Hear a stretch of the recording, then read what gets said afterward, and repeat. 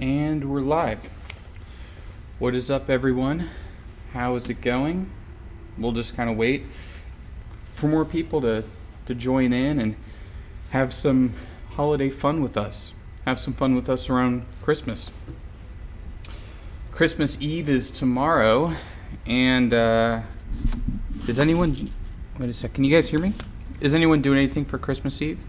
I know there's only one person in here. Yeah, I'm a little bit early, but I'm just gonna be chilling here. I don't care.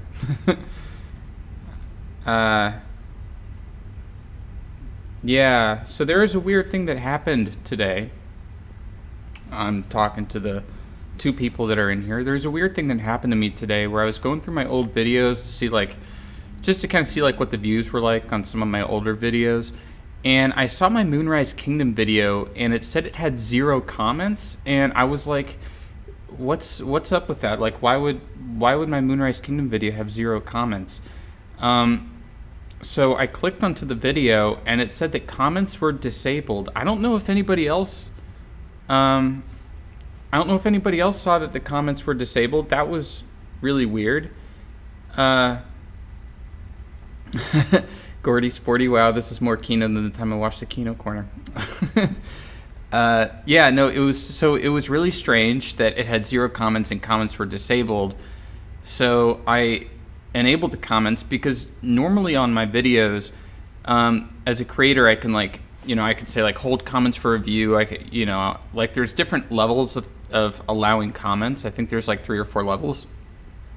And I always say, whenever I remember to do it, I always say allow all comments because I believe in keeping my videos, the comment section of my videos, a place of free speech, even though YouTube still censors stuff like crazy. They still censor stuff like crazy, even though I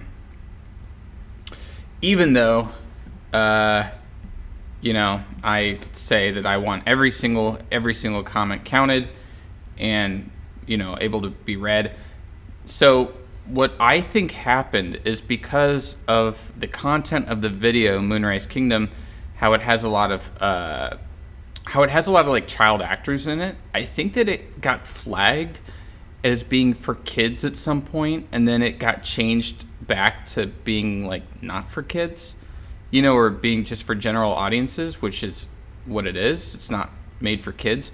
But when you get flagged as being made for kids, it automatically disables all of your comments. I can't see... Okay, this is so weird. I can't see any of the chat. For some reason, there's some problem with chat going on right now. It's holding all of the messages for review. Okay.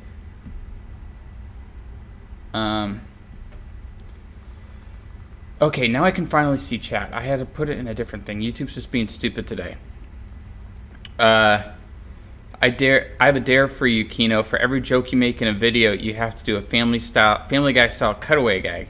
I wish I could. Kino Corner funny moments. Family Guy. Actually, my next video is going to have a lot of jokes in it. My next video is, I'm 2,000 words in, so about 5 pages in. And it's going along pretty well, but yeah, I guess this will get me to talking about COVID, because obviously I've been COVID positive for the last week or so. And I'm just gonna share some of the pros and cons. Maybe it's weird sharing pros about COVID, but you know what? I always like to find the silver lining in everything, right? That's the... Okay. Yeah, okay. For some reason, I can't see live chat. This is so...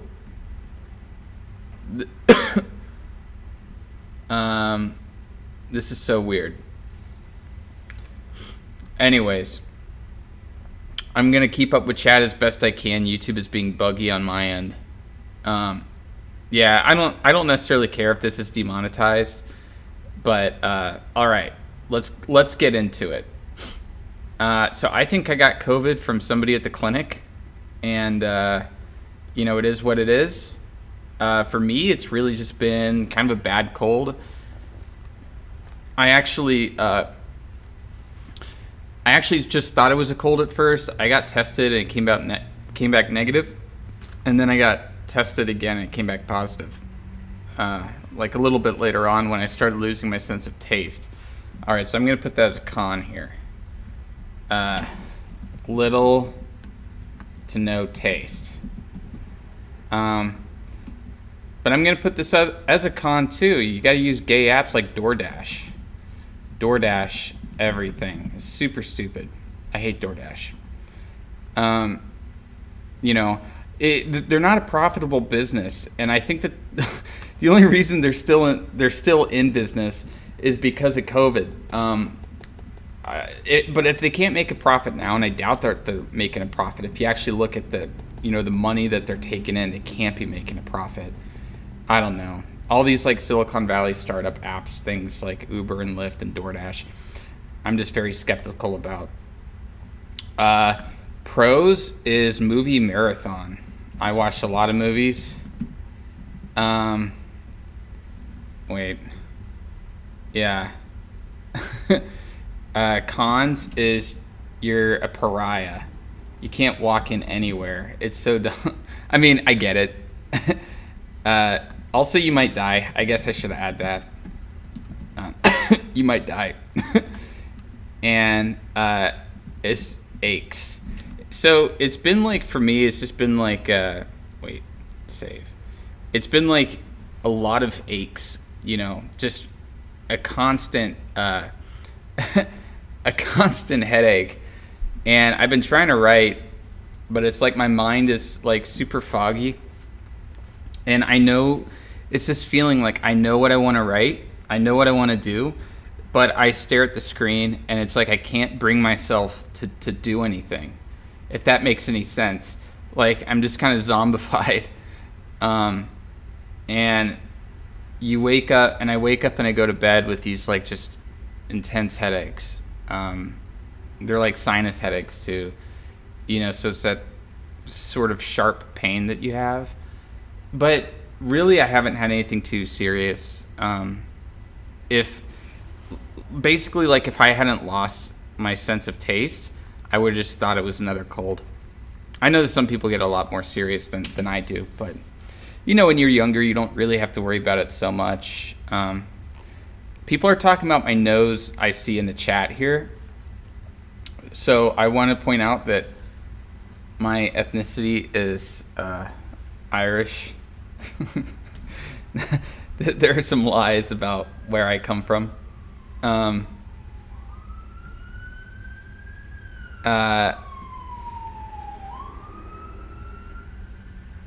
Yeah. The money is pretty good for DoorDash. Yeah, so I read this thing on Twitter the other day about how like Grubhub and DoorDash like take money from restaurants and they like charge restaurants money to operate and stuff like that, and how it's really sketchy. And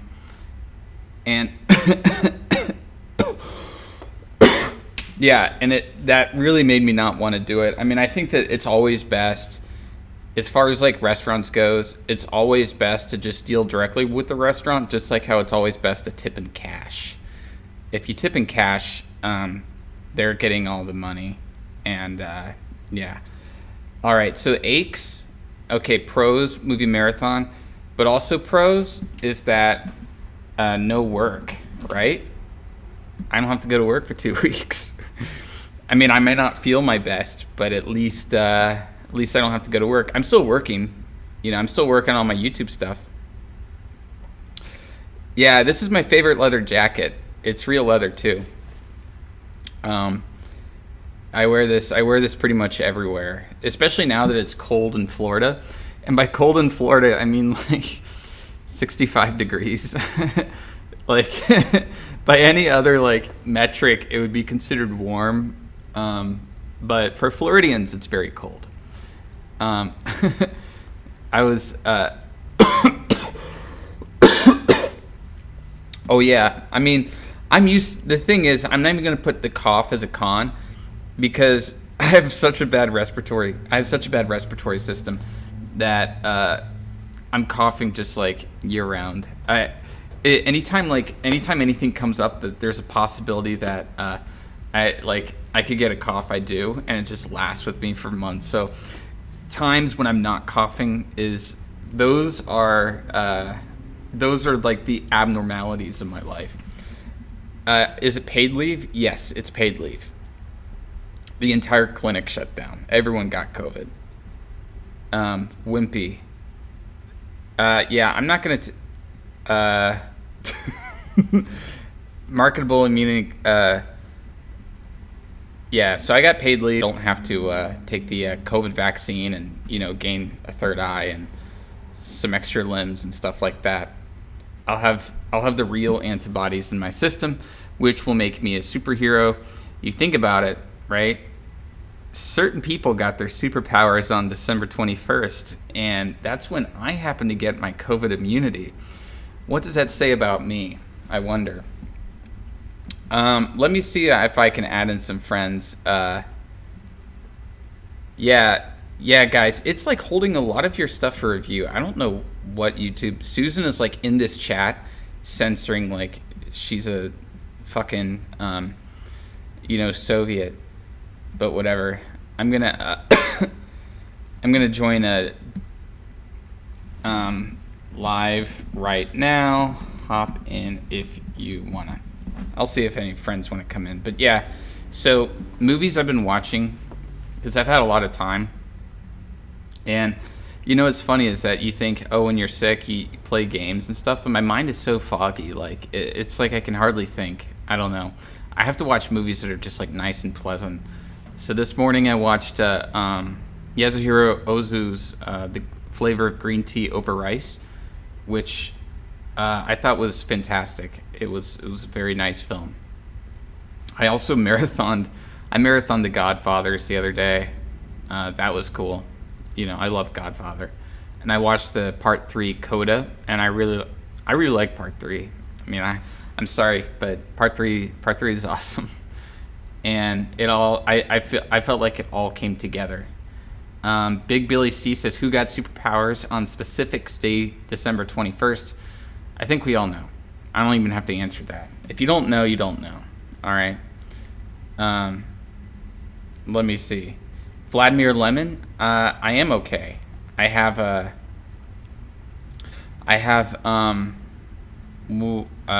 coronavirus, but I'm okay. Waiting for Kino to finish rambling.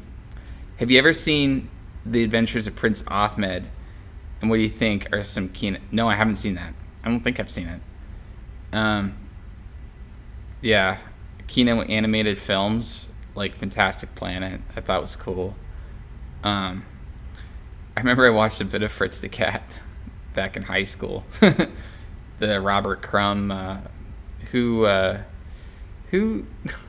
sorry, COVID also kind of makes me a little bit like right now, I don't know, there's my head is just sort of like swirling, if that makes any sense. I feel like there's a big pressure on my head. Yeah. Will you be taking the vaccine? Oh yeah, Ralph Bakshi. No, I won't be taking the vaccine because I already got it. I have it right now. I don't see what the vaccine's gonna do. Duck and Muck and Moonbird are fantastic short. Yeah, I have to watch more animated stuff. I don't really watch a whole lot of animated movies. Yesterday I watched Safety Last and Sherlock Jr., both of which I love. And then I watched Ugetsu. And I watched Ugetsu in the afternoon, which was fantastic. Sewer City, I own the Crumb documentary. I have the Criterion of it. It's one of my favorite documentaries. That's Terry Swigoff that made it. And immunity from the vaccine's not permanent either, so it doesn't really matter. How bad are you feeling, Kino, on a scale of Tiny Tim to large-scale car wreck? I'm doing a little bit better right now. I was I was really bad this morning, and I was terrible yesterday. So yesterday, yeah. I mean, I've been pretty much just kind of lying on the couch for the last like several days, not really able to do anything. Uh, oh, hey, Oki's in the chat. Wait, Oki, let me unmute you. Wait a second. Wait, I can hear you now, sort of. Wait 1 second. User settings, voice and video. Okay, are you there? I can like barely hear you. Oh, give you a bit. Okay. I'm just gonna mute you for now. All right. Oh, okay, I can hear you now. Or do you need? Do you hear me? Yeah, I can hear you now. Do you hear me? Yeah. Okay, sick. All right, yeah. No, my mic's a little fucked, to be honest. Oh, okay. It's the wire. I got to replace it, or just like buy a brand new mic or something. Oh, No. okay. Oh, yes, John S. I am excited for the new Wong Kar-wai Criterion box set. I might order that today because it's 30% off. Wait, let me order that right now. Nice, dude. I love Wong Kar-wai. In the Mood for Love is one of my favorites. That's a great movie. Yeah. That's like legit Kino. I know- really like Chungking Express. I knew as you were well. gonna like. The thing is, so many people bring up Chungking Express, right? And I really I really like Chungking Express, but I think that In the Mood for Love is just on another level. Like, Yeah. I guess I don't really compare the two that much. I suppose there's so many things about Chungking Express that I just love, and I love a lot of things about In the Mood for Love as well. Yeah. I don't know if I can attribute an order to either of those two. I would say that like those two are probably his best movies. Definitely better than like Fallen Angels or oh yeah. anything else he's done. I might wait on ordering this box set actually. Thinking about this, I still have to get through my Fellini box set, and I still have to get through my Bergman box set. Which there's a lot in the Bergman box set. I watched To Joy 2 days ago. It's like one of the lost Bergman films. Okay. So Nice. it's one of those like Bergman films that made it to the box set, but like was never like released in the States. Yeah. That's cool. Yeah, I really liked it. I thought it was really good.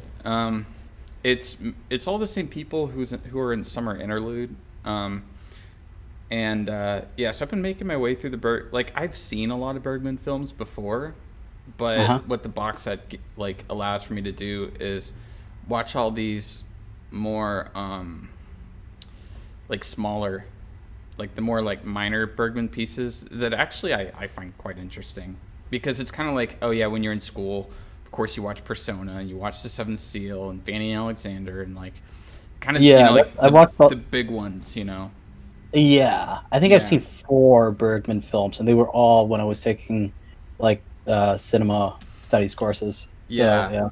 And it's kind of I think a really underrated one that I really like is Cries and Whispers. Never even heard of it. That still might be like, I don't know, Fanny and Alexander might be my favorite, but I mean like really there's not a single Bergman movie I don't like. The Virgin Spring was awesome, I thought. Actually, I have a Criterion. It's a DVD because I'm cheap, right? Yeah. I got it years ago. I have it on my shelf right now. I've never watched it. Yeah. I'll get to it eventually. Yeah. Yeah. Oh, I wanted to bring up some stuff. Oh, yeah, people are seeing that I'm drinking some Whataburger stuff in here. Yes, Whataburger for life. That's how you know I'm in the South. But I address, so in my next video, I talk about F.W. Murnau and D.W. Griffith, and I bring up Sunrise, A Song of Two Humans, and I also bring up Intolerance. So Uh, That's gonna be interesting. yeah, I mean, it's basically like I, as I said, it's my beginner's guide to cinema thing. Um, been working on it for a little bit, and it's just like with COVID, when you're sick, it's really hard to focus, and so I try to get as much writing done as possible because I'm of two minds, right? Like I'm not at work, so it's like I'm sitting at home with nothing to do, right? And I'm like, I should be. I'm just always of the mind that I should be like doing something. I'm not a person that likes to just like sit around and do nothing, I'm like I have to be doing something. So I bring up Word or Google Drive, really in this case, and I'm like, okay, I'm gonna write my thing, and I can only get a few hundred words per day because a lot of it is very sort of factual stuff, where I have to make sure I have to get the facts right, like historical dates right, blah, blah, blah, blah, blah. But it's also just sort of like, how do I make it so that I'm taking the audience from beginning of cinema to today, and I'm giving essentially a very sort of abridged, history lesson of cinema without making it into either a list of films to watch, or it's just sort of like I go, watch this movie, this movie, this movie, and this movie. Or I'm not doing that, but I'm also not making it really dry. Like like I'm not doing this dry historical course, and so I'm sort of, so I'm also thinking like, I need to make it fun. I need to put jokes in there. I need to keep it kind of snappy and not, Yeah. I remember watching. I don't know if this is what it's called, but like Martin Scorsese's like Guide to Cinema. Like he did like I forget who he did it for. Maybe PBS or something. Yeah.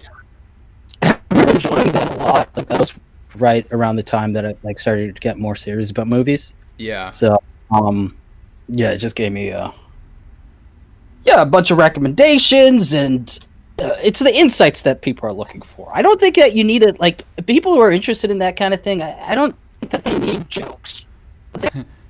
I think insight is what gets them off. Like it's like Yeah. Well, I mean, it's not so much like jokes. It's just sort of like not keeping it dry. Like yeah. Like how do I talk? I'm actually kind of proud. I'm not going to say anything right now, but I'm kind of proud about how I talk about the birth of a nation in it. Yeah. Is it going to be like a really base red pill take on it? No. I mean, I have similar takes on like the Soviet stuff. Kind of like how something can be propaganda, but it doesn't mean that it also wasn't forward thinking in other ways. But it doesn't mean that they necessarily aged well at all. Like, looking I mean, back yeah, the takes involved in it. It's like, of course, it doesn't age well, but there's something like clearly appreciated. Like, you think back to like where your mic is like is like I'm getting like robot. It's like.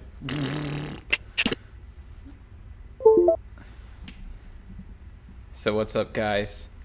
Yeah, I mean, so okay, let's see. The history of cinema with SpongeBob SquarePants movie 2000. That came out in 2004, right? I think that was 2004. I remember getting that on DVD once it came out, and I watched it all the time. Alec Baldwin, Scarlett Johansson. Who else is in it? David Hasselhoff.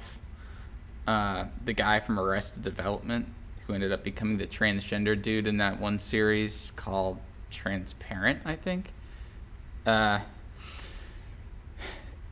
I mean that is the thing about like Russian movies especially from the 20s. I mean, even like further on, obviously under Stalin, they were propaganda, but it's kind of like looked upon like the Stalin, the propaganda under Lenin was guy from Arrested Development who ended up being a transgender dude.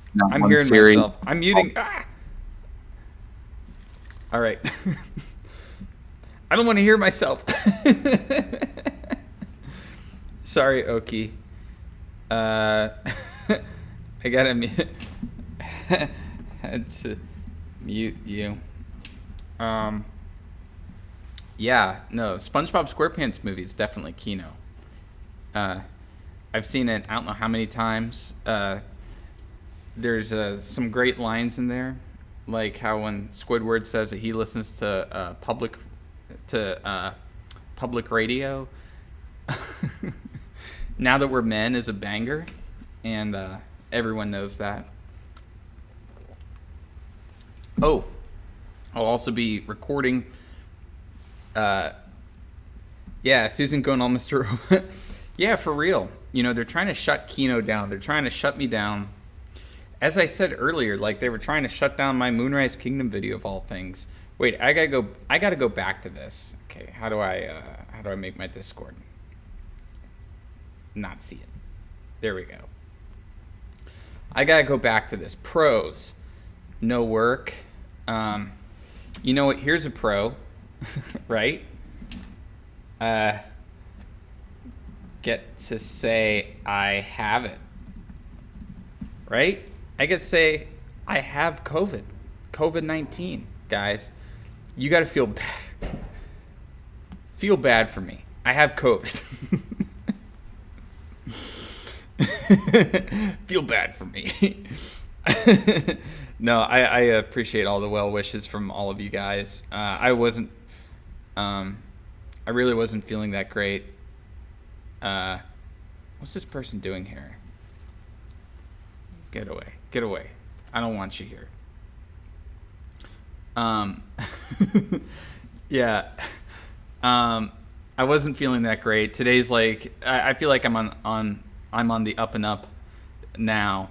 So this weekend was bad, but I'm getting better. I'll be editing the Gamer from Mars' newest video tomorrow. And yeah, I'll be editing his video tomorrow. That's gonna have a lot of Kino references in it. It's gonna be cool. And yeah, I will be stricken. You spoke the C word. You know, we can say COVID now. Yeah, we can say it. And you know what I'm just hoping for, like out of all of this? I'm just hoping that we don't get any like stupid like pandemic movies or like movies about people during the whole COVID crisis. I know that one Michael Bay movie came out and supposedly it sucks. Like, I don't want to watch it. Look, I don't want to watch a movie about COVID, okay? It sucks. You know, it like, okay. Here's my guess. Someone's going to try to like do The Breakfast Club, but like coronavirus, you know, where these teenagers are all quarantining together because of COVID, and they all have these different personalities, and they just all have to learn how to get along. It's just so, you know, it's just so predictable, and I am not a fan of it at all. But you know what's gonna come? Let me see. Seth Rogen already filming his COVID comedy. Dude, this really sucks. Yeah, Ilin Klimov and Sergei Eisenstein, yeah, are both great. You know, there's a funny joke in the movie Red Dawn. If we're gonna be talking about Red Dawn, where when the Russians take over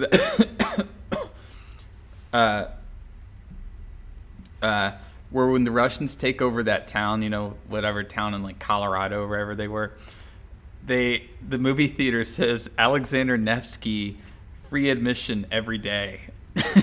And looking at that, I'm kind of like, yeah, that's not too bad, you know. Sorry about that. I'm gonna cough a little bit. This cough stream, the coof stream. Yeah, I mean, overall, I wasn't really scared of the virus, you know, like before. This is a 99 point whatever percent like survival rate. Like, I knew it was gonna be fine. It just kind of sucks. We are going to get some real shit indie COVID. Yeah, you know it, because here's the thing about like indie filmmakers, right? Is you're thinking like, I don't want to have too many locations, not too many actors, you know, things like that. And they're going to see COVID and be like, wow, let's just put let's just put these interesting people in one room because we can't afford like more than one building. Let's put all these interesting people in this one building, and they're just going to have to interact with each other and learn how to get along because we don't have any money to go elsewhere. Yeah, Billy, people are going to make one-man films about COVID. Maybe I should just make a one-man film about COVID, right?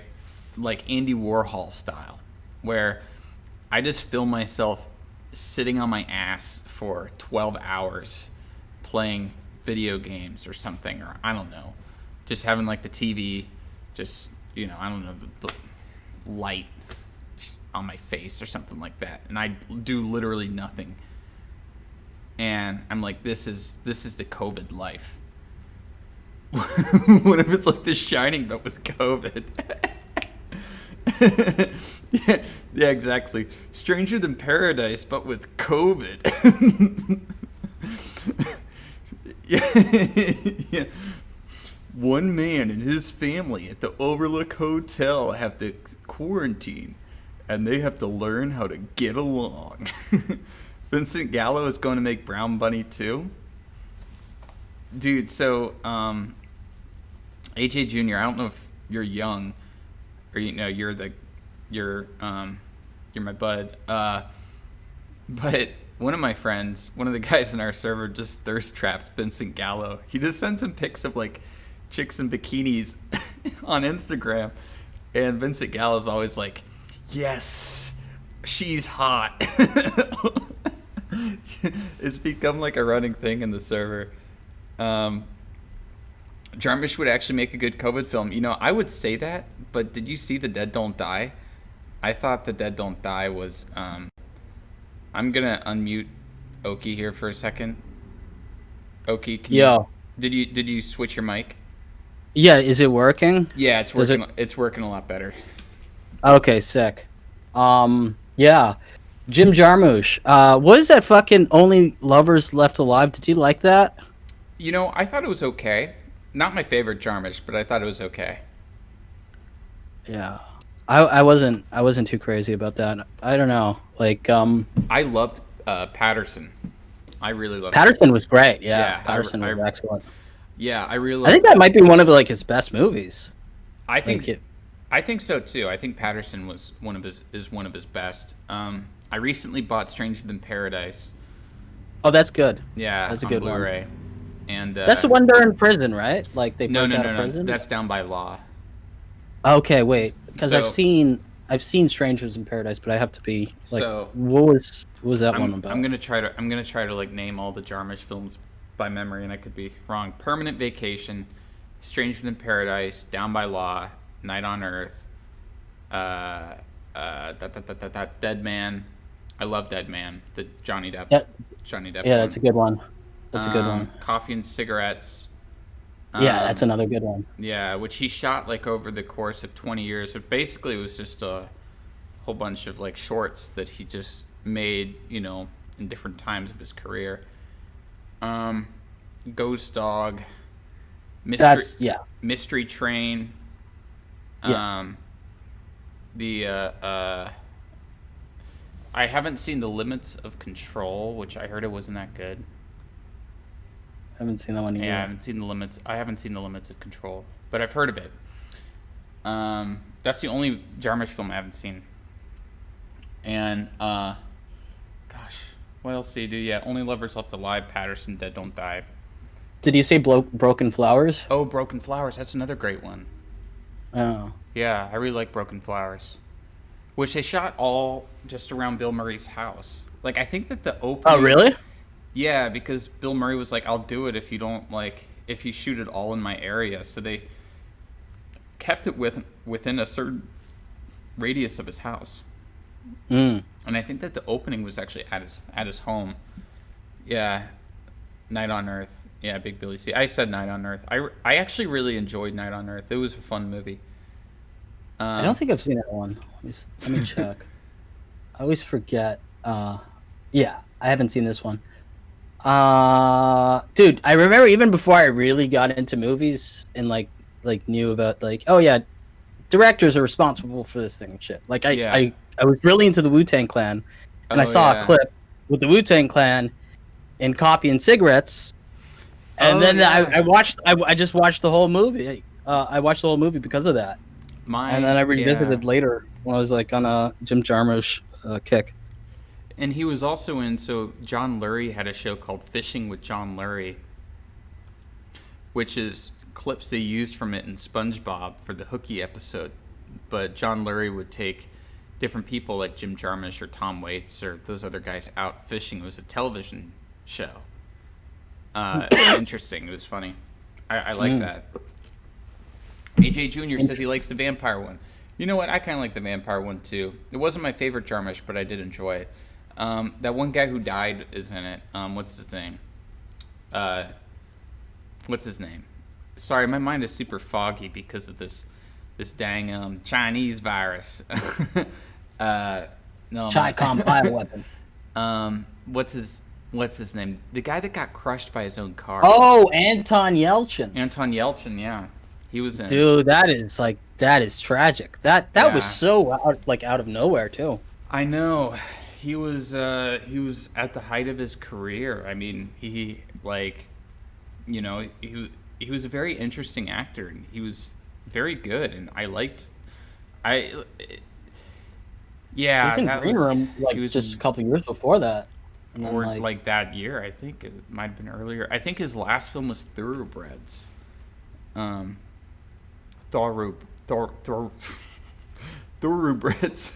oh, yeah, I think That it's released posthumously. But yeah, he had a few films that released posthumously. Usually happens, just because how long it takes. But yeah, no, that was sad. But he was in Only Lovers Left Alive. Let's see.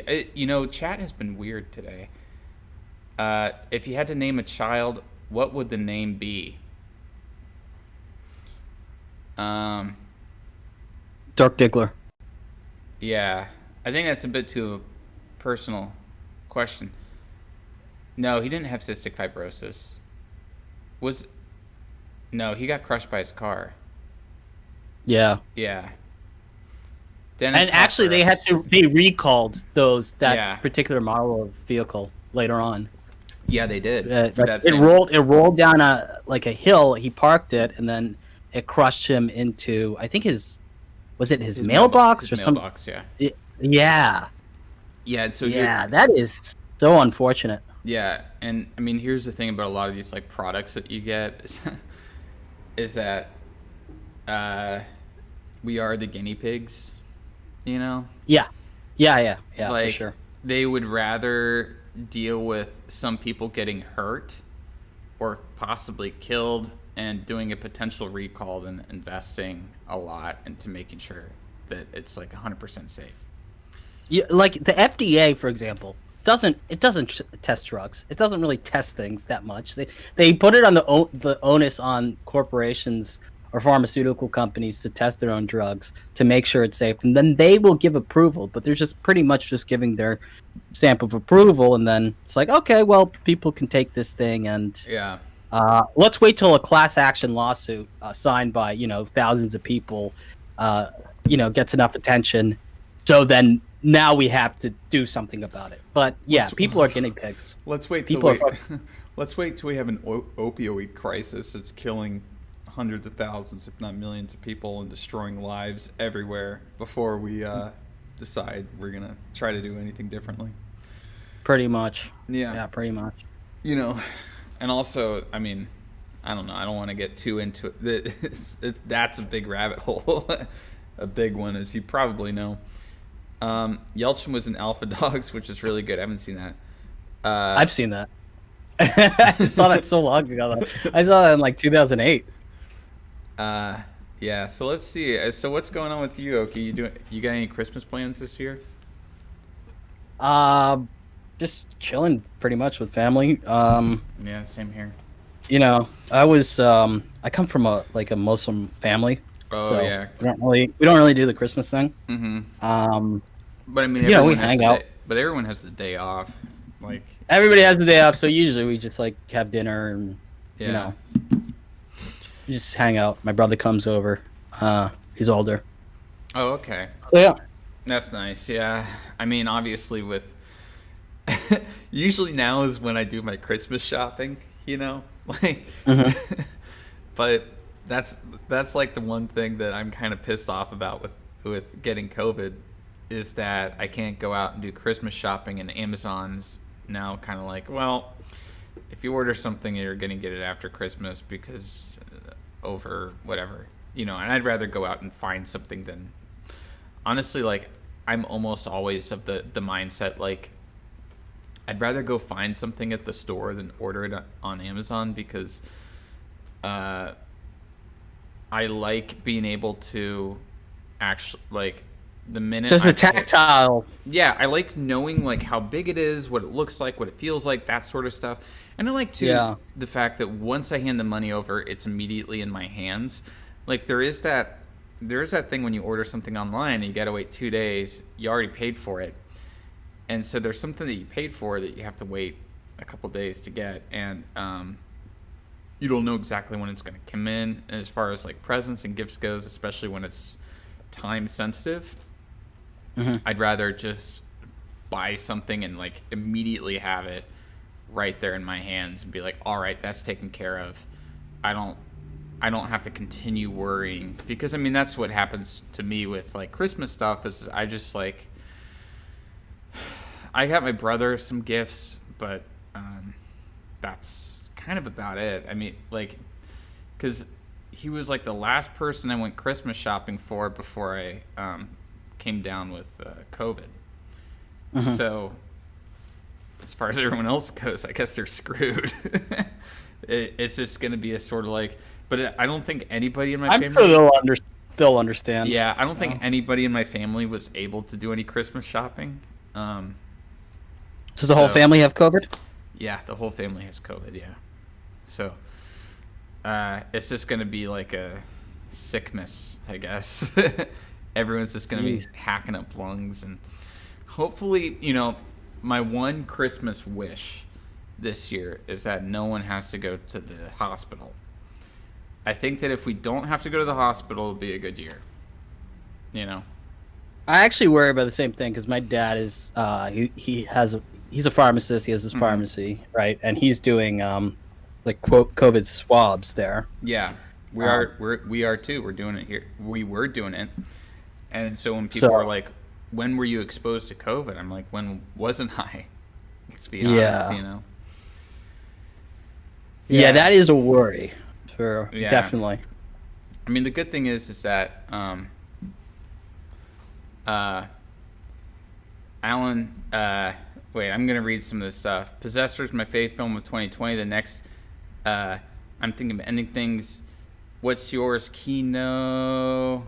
My favorite films of the year. Honestly, you know what? Here's the funny thing.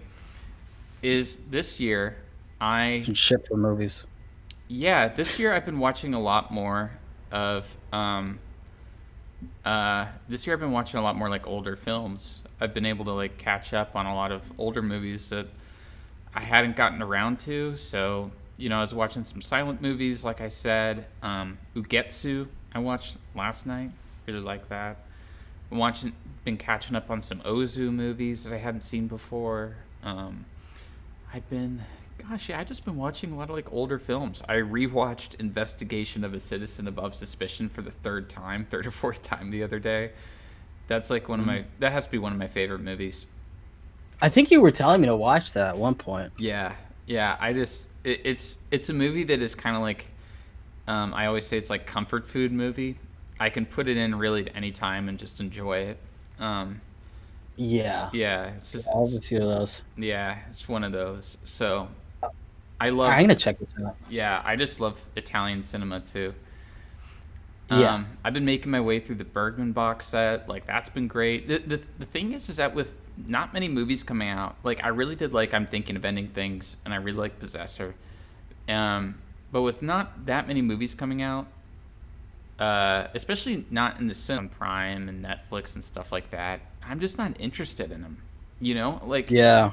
it's just sort of like, I know people are telling me First Cow is great. I'm just not interested in it. I'm just not interested in all these films that are making these like like best of the year or something like that. I see them and I go, yeah, maybe they're good, but I don't know.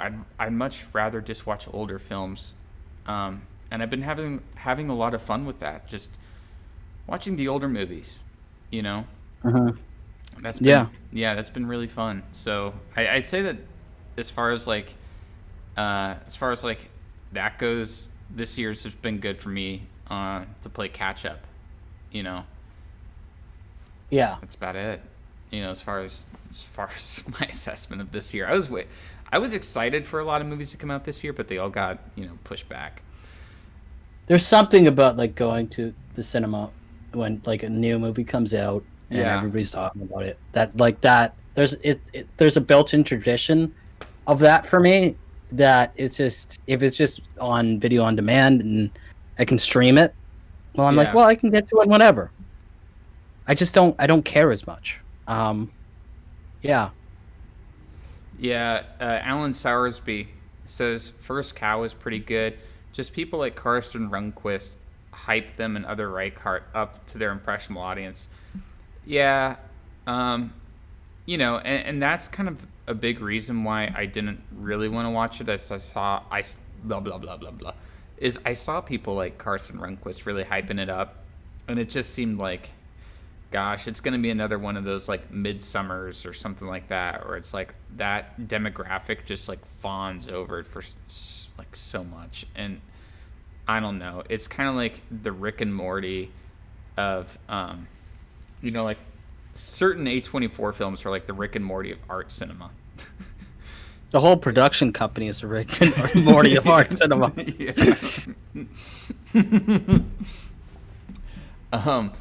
Big Billy C says, I really want to watch The Wolf of Snow Hollow. Yeah, I do want to watch I want to see that too, but I'm taking my time, watching any kind of new movies.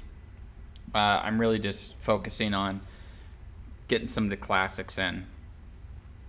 Do you ever like? Here's the thing that I think a lot of people who like movies never want to admit. Mm-hmm. Sometimes it feels like work. If you're like, especially watching something, like silent movies, like it's not. You have to have a certain degree of patience, and you're doing it because you want to add it to your catalog of movies that you've seen, right? Like, yeah, I've been thinking about this actually. I've been thinking about this a lot. Actually, when I was watching, when I did that the last time, I remember it. I was watching so many movies like that. Much older movies, and I got to a point where I just kind of started to go with it, and I don't know, it kind of rewired my mind temporarily, where I just enjoyed it. And then as soon as I watched like a newer movie, I'm like, what the fuck, I'm being spoiled. Like, I felt this weird knee-jerk reaction to it, where it was like, wow, there was like 5 cuts in 3 seconds. What the fuck just happened? It was like... That happened to me, too. And it's funny that you say that. That happened to me, too. It's because when you grow up... Like, I grew up watching just typical, like, blockbuster... What's this guy want? Oh. We're not open. I don't know what this guy wants.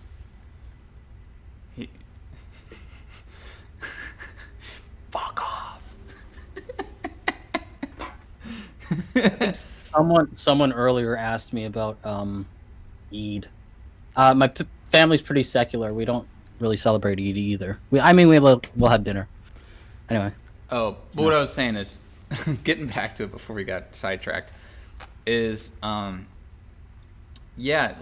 grew up watching like just kind of mainstream stuff. I think like a lot of just kids, like, I mean, when you're a little kid, you're not exactly like searching for the great art film or anything like that. You're just sort of watching what's on TV, or you're going to the movies with your friends or stuff like that. You're not thinking too much about it. And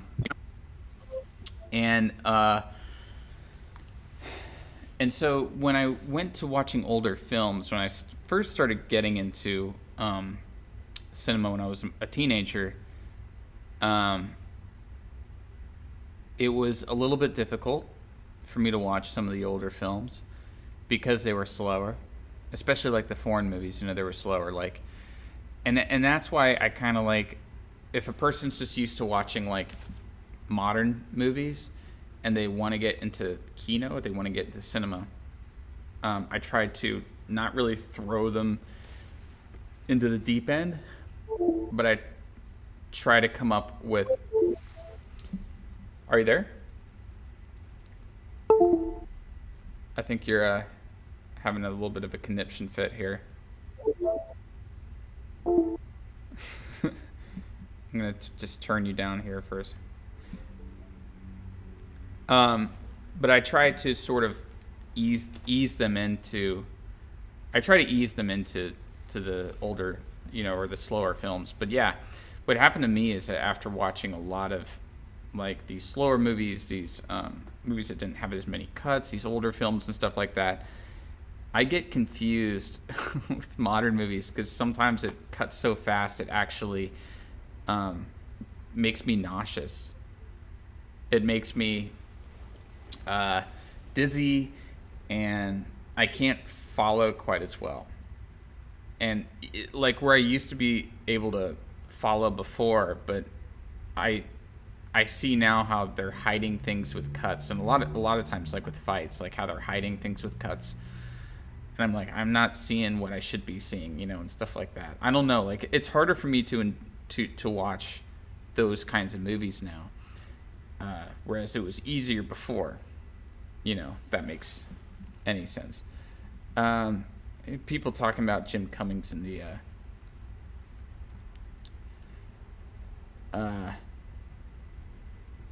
yeah, people are talking about Jim Cummings. I got invested.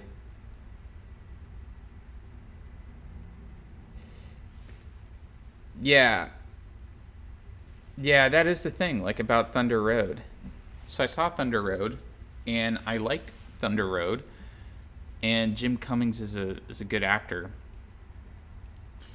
But I do agree that it came across like the filmmaking aspect of it wasn't that interesting. And I don't a few months ago, Jim Cummings got into a Twitter argument with the gamer from Mars. I thought that was funny.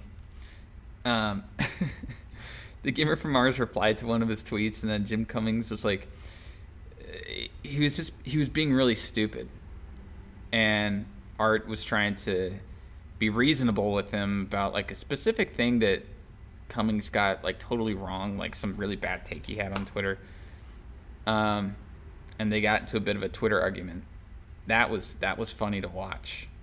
It was an epic crossover. Yeah, I wish I could find it, but that was like months ago. He was calling the gamer from Mars a Trumper. I think he was calling them names. And it was over something really innocuous. So what's going on, guys? All right, I might end this stream here in like 10, 15 minutes. I wanted to just check in with you guys, let you guys know I'm not dead. I'm not dead. I'm just sick. Hey, are you back? You can hear me? Yeah, okay, I can hear you. Yeah, I can hear you. I had you muted for a little bit. Yeah, no, that's cool. My mic's fucked, dude. Yeah, I watched that the short film, the Jim Cummings short film, like years ago when I was like looking into how to make micro budget films, right? And like that. Oh yeah. Have some sort of splash, and like he was someone who kind of did that. Like that thing had a lot of buzz, right? Yeah. I haven't seen Thunder Road. I haven't seen the actual film yet. So I can tell you this about Thunder Road, like the actual feature film, is that still the most interesting part of it is the beginning, which essentially is just a short film. It's him at the funeral, right? Like that was the. Yeah, exactly. Okay. And that's still the most interesting part of the movie. The rest of the movie is good. It's decent, but You know. That's a bit. That's the thing about Twitter too. For me, it's like if something isn't like helping what I'm like trying to do with my channel and stuff now, like I just deleted all of my tweets today. Oh, really? So I've kind of decided that I'm just not going to put anything out there unless it's going to help my channel grow. You know, like Yeah. there's no point because I can be pretty abrasive and knee jerk, Well, and reactive. I So think I'm just like, there's no point in doing that. I think I have great tweets. I'm gonna read out some. My tweets are just shit posts. So today I tweeted, Yeah. grabbing some chicken #10Ds, and then I'll stream. Progeria is just speed running life.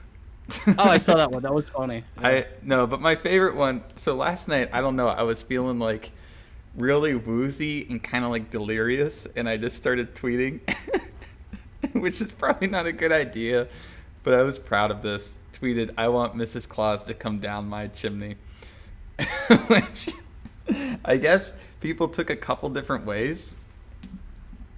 That just only sounds sexual to me. No, yeah. There's no other interpretation. I don't necessarily understand what like the chimney signifies, but That's what people were trying to discuss. What it does the sounds chick- like it sounds like a rusty trombone or something. I don't know what's going on. This is the funny thing is like, I said it initially, right? Because in my delirious state, I was just like, I was actually kind of innocuous with it, where it's just like, yeah, I want Mrs. Claus to come down instead of Santa Claus. But then after I wrote it, I was like, this sounds kind of sexual. How can I like just, you know, how can I like mitigate this? And I put that stupid like tongue out emoji, which I think just added to it. I hate that thing. There's something so insincere about that stupid emoji. Like no one ever makes that facial expression. If someone actually like stuck their tongue out like that in real life, that would be like uncanny valley territory. It would be so strange. Like what the fuck? Are you a cartoon character? Like what the fuck are you doing? That's what I'm doing right now. My viewers can look. My viewers can see me. Actually, I find a lot of emojis to be kind of insincere. It's just sort of like, I mean, I get how some people use it because when you type something, your tone of voice isn't that apparent. Yeah. And so sometimes it's like, put a smiley face to let people know that you aren't trying to be a dick, I guess. Put a drunken face to know like, ooh, maybe... I don't even know what that's supposed to mean, actually, to be honest. You know the one that really pisses me off because I never understand it is the winky face. Like when they have the little like the wink, you know? Yeah. I don't get it. I'm like, are you okay? So that can mean so many things. Are you being sarcastic? Is this a joke? Are you being flirtatious? Like I don't understand this at all. The winky face. Tell me like, me have monkey brain, right? Tell me mad, not mad. Like that's all I want to know. Mad or not mad. I don't. You gotta use the multiple different tags like the /s. You know. Yeah. All of those things. And you can make it clear cut. Yeah. Kino, it sounds like you have autism right now. Okay, no, this is just over text. This is only if they send me a winky face. Honestly, yeah. This is only if they send me a winky face. Most of the other emojis I can sort of like suss out. You know what? I can decipher. You know what I hate is like when someone they say something and then they use the emoji to like, and it means the exact same thing as the word that they just typed out. Yeah. So like they'll say Christmas and then they'll put a Christmas tree. Yeah. Or and it's like, why did you just do that? Or is this a coloring book? Like, what the fuck are you doing? or when they like just replace the word with an emoji. Do you? Yeah. It's like a normal sentence, and then like one of the words is replaced by the emoji representation of it. I'm like, and you know that it's because it's on autocorrect. But the thing is, autocorrect lets you choose the word, and it also lets you choose the emoji. Both of them are just one click, which means that it's not like it was easier to put the emoji there. That means that the person probably started typing it out and then goes, you know what? I'm gonna click the emoji. I'm gonna be hip. I'm gonna be like one of the kids. It's always boomers who do it too. Yeah. It's like they start typing in hieroglyphics, and I'm just like, why the fuck are you doing this? You're telling me a story It's just with these images, and it's just strange. Just type it out. It's just like when movies try to show like people texting, and they're texting on like their iPhones, and they're still like using like texting lingo and texting norms from like 2006, where it's like, but everything's in abbreviation. Everything's abbreviation, but it's like, but back then you were charged. Ghetto speak, like it's like weird the way that they're like.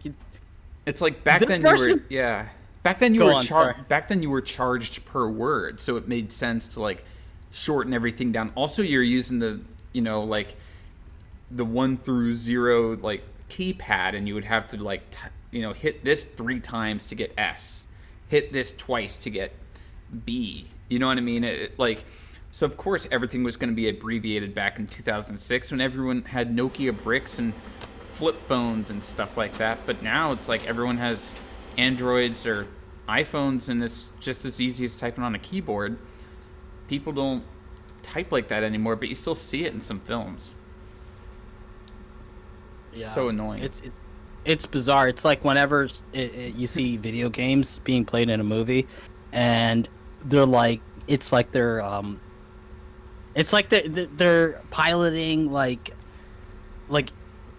a really intense like jet or something, and they're just going all over the place. They're gyrating their hands, and they're using the controller as if that like they're controlling this huge piece of machinery, and they're putting their whole body into it, and it's just bizarre. It's like no one plays a video game like that, and always the sound effects in the background are like they're video game sounds from the 80s.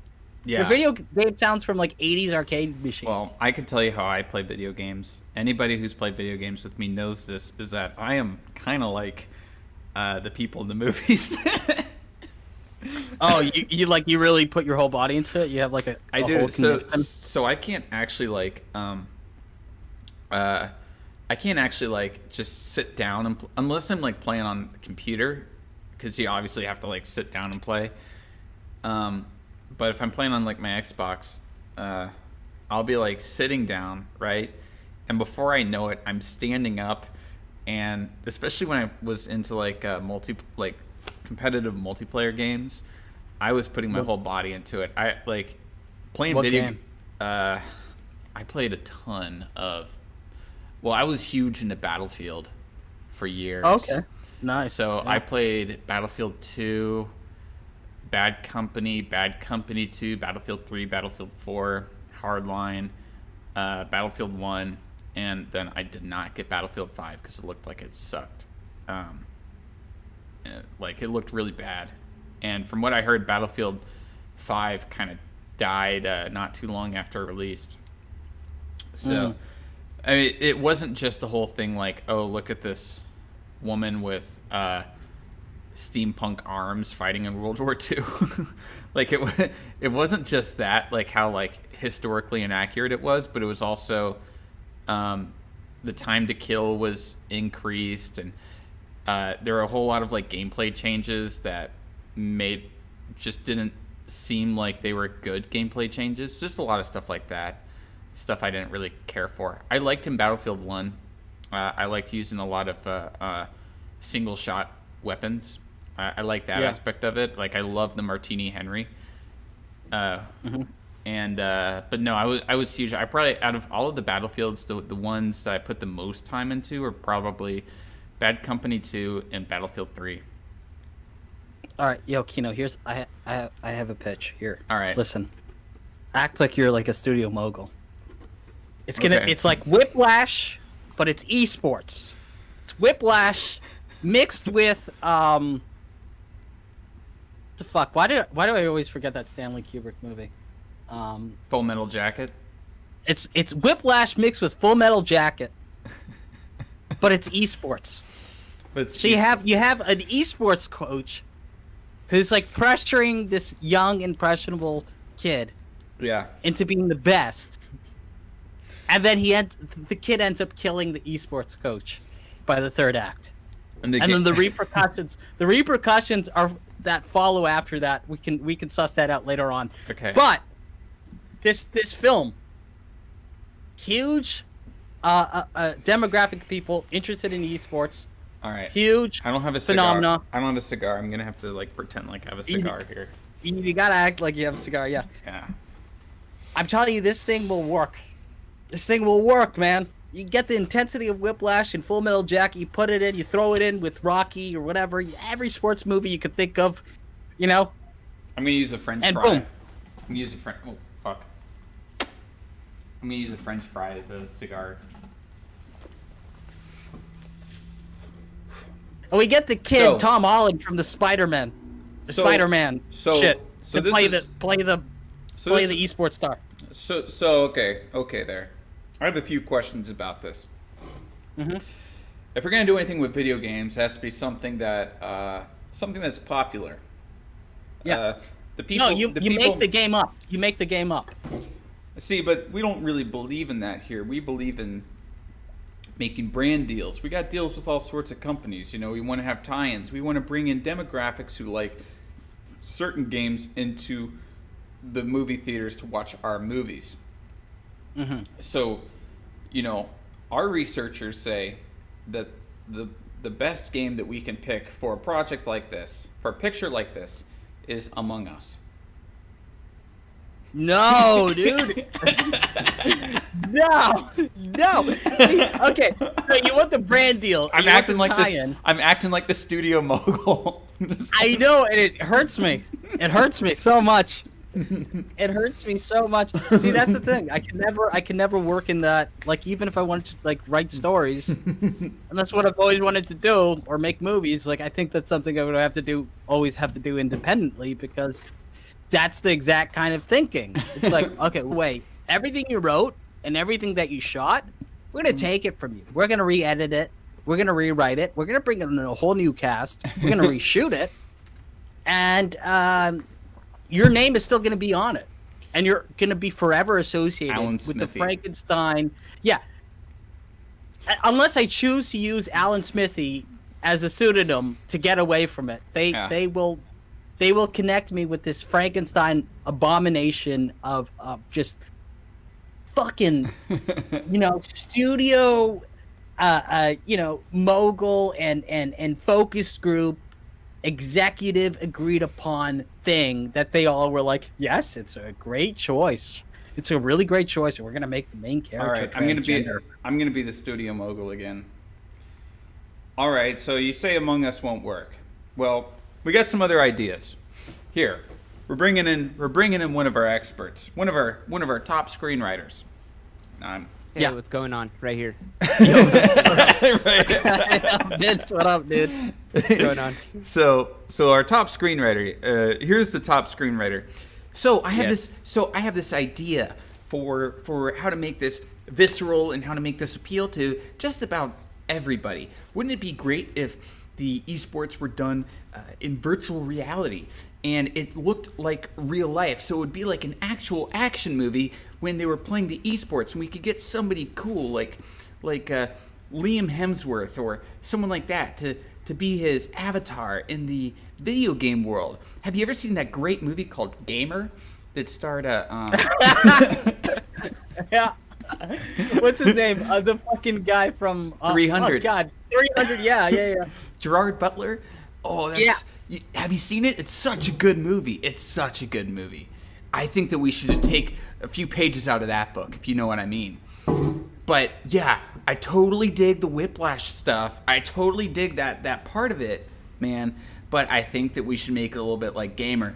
You know, people want that action movie. Like, I'm just thinking, man, and you can tell me if I'm wrong, but I mean, people won't be watching some nerds playing, whatever, Counter-Strike World Offensive or whatever, on PC screens right? It's not interesting, man. We got to make it like a big time action movie. I think that we have that paired with, like actual military stuff, paired with video gaming, it'll be awesome. Directed by Zack Snyder. I hate everything about it. You know what the issue is here, right? It's like they like cocaine more than they like movies. That's the biggest problem here, right? They don't give a shit about movies whatsoever. Yeah. Good old Matt was like, "You're literally just pitching gamer." Yes, I know. Like that was the whole joke. Here, Kino, I have a serious question about Kino. Oh yeah, sure. So I was talking to this guy last night, and he was telling me that because everyone in Russia wasn't making any money back in this, like in the Soviet Union, Yeah. that because there was no financial motive to make films, and people could just make films because they loved them. Mm-hmm. That some of the best films came out of like Soviet era Russia. Mm-hmm. Is that true? Is there any films that came out of it? Like his whole argument was that capitalism brings films that like the Marvel movies and Disney movies that aren't really that like artistic, but in Soviet Russia where people like he was just trying, and I was like, oh, do you have any movies? And Well, he said what are some like Soviet era movies? But then I was telling him, like, I don't know if that's a great area to reference because you probably couldn't say everything you wanted to. No, you so couldn't. like maybe like in the 70s or 80s with like Perestroika and Glasnost where they opened up the censorship. But is there any like he was saying like, oh, the way they edited the films and blah blah blah blah. Oh, Tarkovsky. Well, he's talking about Eisenstein with the Soviet montage. But the thing is that how they shoot, like you could, I don't know, like that's such a. Is there any truth? It's more of like, is there any films that looked at it with like kind of like how the French cinema is revered? Well, so I want to get in here because this has to be one of the dumbest takes I think I've ever heard. That's what I thought too. I was like, name me a film, and he's like, well, you're asking me off the top of my head, but let me look it up. Okay, so here's coming from me. I've watched a lot of Russian movies. I've watched a lot of Soviet movies. I can name you some great Soviet films, but the thing is that the film itself was like like the movie cameras were created in, like Edison, and then the Lumiere brothers in France. And if you're to say, oh, because they didn't have any monetary gain, but they had other gains to. There were other gains to being a filmmaker when, like, in the Soviet Union. If you think that, Tarkovsky wasn't making any money, he was making money for making his films, and he also got like high as far as like the social respect, Because that's what I said. Because I was like, whether it's the economic capital that he would gain, or the social whether capital. it's the social capital he would gain, it's still the same thing. You know? Like it's well known that Tarkovsky like fucked a ton of women, because his social capital was so high. Basically, women were just like dying to sleep with him. Like that's one thing. Based. Yeah, and you know what I mean. And so there was a lot of social capital with it. A lot of times too, the directors and artists would get special treatment and get better apartments and stuff like that in the USSR. But and it was with the Perestroika and Glasnost that when they started opening things up, that we actually get a lot of what we consider to be the classics from the USSR. Not really so much before that. I mean, if you look at the movies that were made under Stalin, they're all just like these, like they're not good. They're just super propagandistic. It's like Leave It to Beaver, It's like that level of like everything is happy, everything is great, sort of stuff. And it's like that's under the real kind of communism. The better movies were made when they started opening things up and letting people speak a little bit more freely, implying there's there's definitely social capital in the West.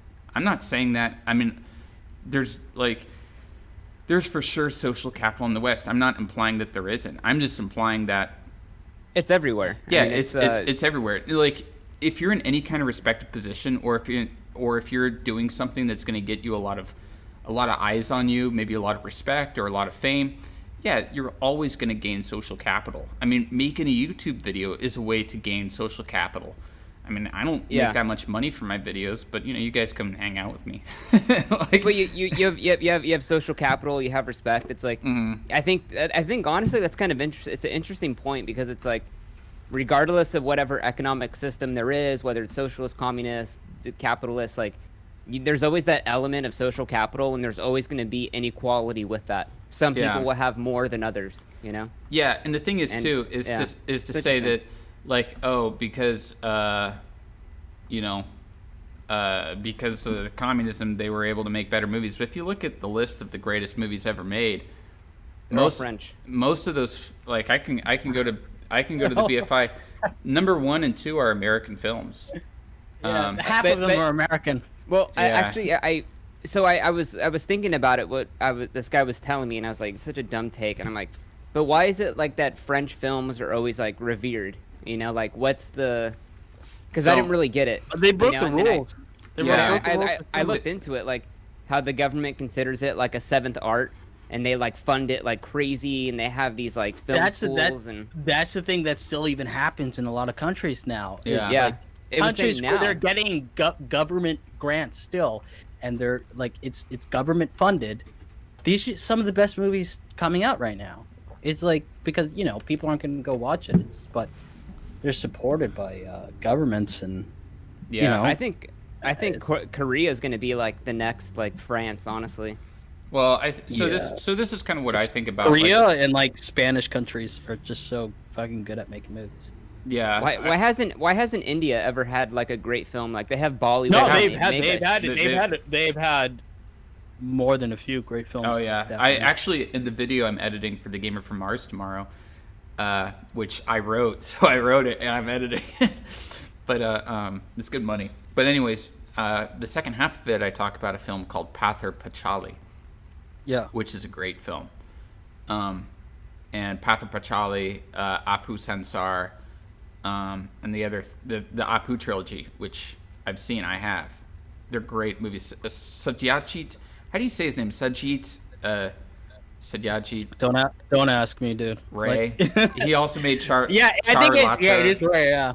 Charulata, The Big City. Fantastic director. India's had some fantastic films. India actually has like a humongous film industry. Bollywood, I think, is actually bigger than Hollywood. But yeah, I mean, if you look at I'm not against getting government money to films as long as it doesn't influence. It's strange because you look at something like The Fool, which came out. I forget which year it came out, but this is a movie that's made in Russia that's so anti-Russian government. Yeah. And yet it was funded by the Russian government. Yeah, it's bizarre. You see the same thing in like Korean films where it's like, even though you would think that, I mean, Korea is very conservative, like extremely conservative, and like, Russia is authoritarian, and you wouldn't expect these governments to fund movies that would say anything bad about them, but yet they do. So I don't know. Have you guys ever heard about the military entertainment complex, what is it?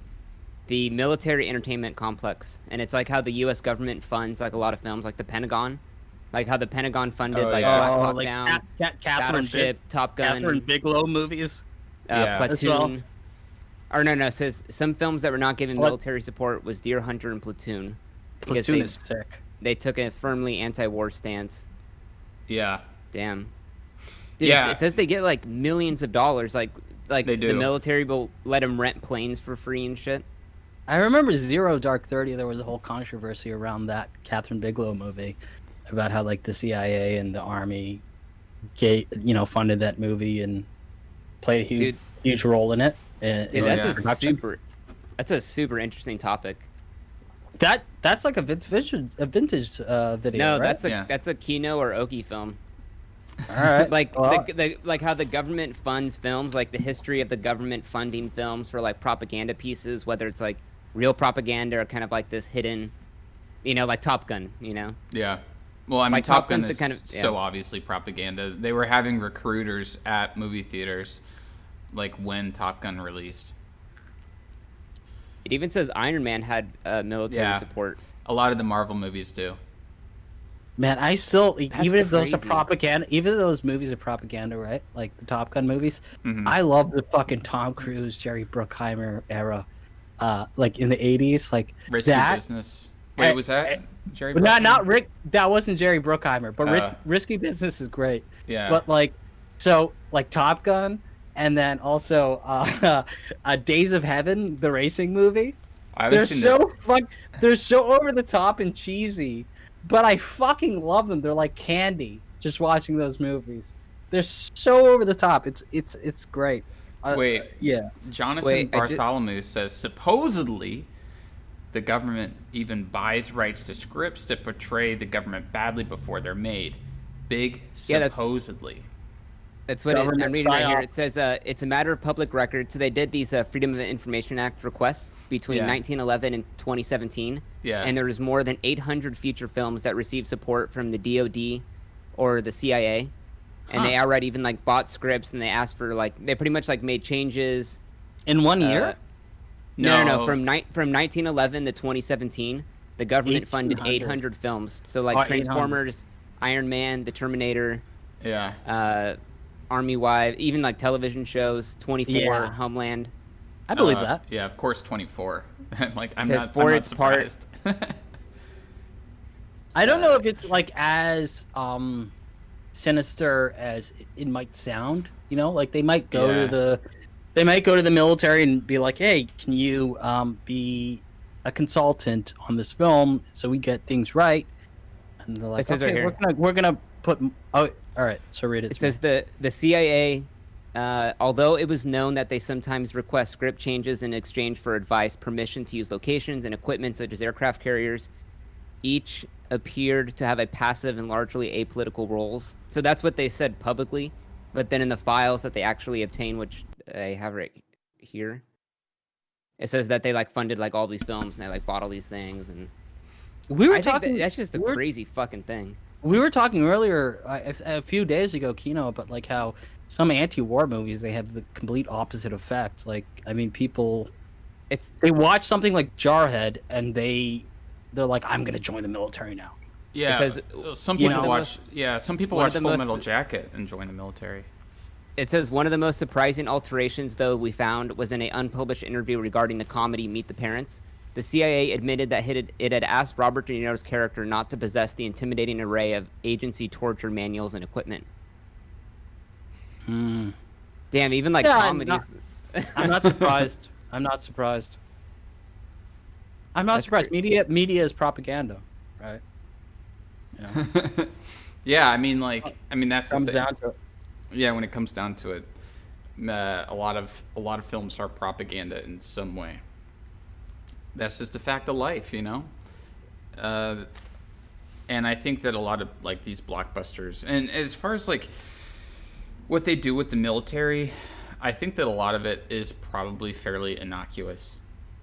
That's my guess. Is that a lot of it's probably fairly innocuous, and when it's not innocuous, it's pretty obvious, like how Battleship is so obviously like a recruitment trailer, like a Navy recruitment trailer, but it's just so poorly done. Like that's the thing about like when you tell the military they have to make propaganda. Now I come from a military family, and I've worked on military films before, so those Air Force commercials you'll see on YouTube a lot. The recruitment commercials, I worked on those. I worked on a lot of sets, like film shoots for the military, and I can tell you that they're usually fairly like lunk-headed as far as like getting people to join. It's not necessarily like we're gonna slyly convince people that they need to join the military. It's always just sort of like bravado and like, did you guys ever see that movie Act of Valor? No. So it was it was a movie that starred real Navy SEALs, and I think it was initially just supposed to be made as like a recruitment video, like showing how Navy SEALs like operate, you know, and like do missions, and they decided to release it as a movie. But they were using real Navy SEALs who could not act to save their lives. But like that's kind of what I think of when I think of like the military trying to make like a propaganda movie, is like Act of Valor. You know, like I think that a lot of it's probably fairly innocuous, just like them being able to like use planes or helicopters or things like that. Yeah. You know, and then they say, well, you know, if you're going to be using our stuff, then don't portray us too badly. Yeah. You know, I think that's just what it probably comes down to for a lot of it. Yeah. I mean, it's even like, you know, the people who have CIA contracts and whatnot, like they're not necessarily like working for the CIA. What they're doing is they're accepting money from the CIA through many different conduits. And they're just like, oh, just appear at this speaking event. Yeah. At one point, like it's not as sinister as like, oh, I'm literally a CIA shill. But you know the thing that so this is somewhat unrelated actually, but it's something that I've been thinking about a lot recently, and like talking about what Vince came in with talking about like Soviet movies and, you know, society in Soviet Russia affecting movies in the way that they worked, whether that's real or not, that effect. I think that there's something interesting there because like in the 70s, you had so many movies because of like Richard Nixon's era and Watergate and all of like this dark shit that happened. And you had like a slew of movies that were dark and mature and adult. I'm wondering if like that same kind of thing might transpire now, where people have an appetite for films that are actually mature again and like realistic. We've gone through the past 30 or so years. It's just been complete escapism and like juvenile escapism at that, you know. So I'm wondering if like with COVID and with every fucked up thing that's been happening, you know, recently, like, are we gonna? Have you heard about the Lost Generation that happened in the 1920s? How it was like after World War I, after the pandemic, the economy was in such a big boom. There was all this like opulence and luxury and like Fitzgerald. That was when he wrote like The Great Gatsby. Yeah. And it was almost just kind of like this. You know, it was like pretty much they called it the Lost Generation because they all came back from war. They really just kind of saw just how disgusting humans could be. But then there was like this crazy opulence of just like everyone's like doing these huge parties, such a focus on money. And it was kind of this like social revolt against kind of that, you know, kind of and it kind of reminds me of what's happening now. Because it's like you've seen the economy be great for all these years and the companies are making more money than ever. But it's like there's this lost generation that's happening now of people that are really like, the hell are we doing, you know? Yeah. Like it says, the lost generation, Doomers. Disoriented, wandering, directionless spirit. Doomers. Yeah. Doomers, and it was all these writers that were living in Paris. And like Ernest. That's what I want to do. I want to be a writer and live in Paris. I found Ernest Hemingway's bar that he would drink at in Paris. I would love to just cool. Live a life where I go there and I drink whiskey and write every day, and that's my life. That sounds so depressing, dude. I can't lie. That sounds so depressing to me. He drank mint mojitos. That was like his drink of choice. Yeah. And then because he lived in Cuba, right? Yeah, he did. He also had a place in the Florida Keys. Yeah. It's not the writing that sounds depressing. I love the idea of the writing, but like just drinking every single fucking day is such a depressing existence. You don't drink but it's a lot. Like, but it's just like the numbness. Hemingway. Oh, well, yeah. I'm But not. it's just I'm like not the- Hemingway. it's the I'm not numbing trying to get of, drunk. Like, you see the 20s, and it was like just everyone's partying and everyone's making all this money, and it's like The Great Gatsby. You see it in there. It's just like you kind of see it kind of happening now. It's like companies are making more money than ever, and there's this whole generation that's kind of getting lost with like student loan debt, and that people live at home way later because housing's so expensive, and right. I think that like the stage that we're at with art right now, it's garbage. It's trash in like every single medium almost. I think that like maybe because of societal woes, perhaps we're gonna have that same sort of renaissance, Guys, eventually. big news. That would be amazing. The Right Opinion just hit 1 million subscribers. I saw that. Your favorite. Oh, I know. Trash. It's pretty. Trash. Hey, whether you like him or not, the fact that he could write a 4-hour script is pretty impressive. Does he even He write doesn't those? write it. Does he write them? No, he doesn't edit it. He has like, He has like I'm 20 sure editors. he writes it. Man, I would not be surprised if he doesn't even write it. That guy is such a hack. Oh yeah, I've only heard. Well, I mean, I try to have a normal conversation with him at VidCon, and he doesn't talk about anything other than internet drama, and I don't really care about internet drama.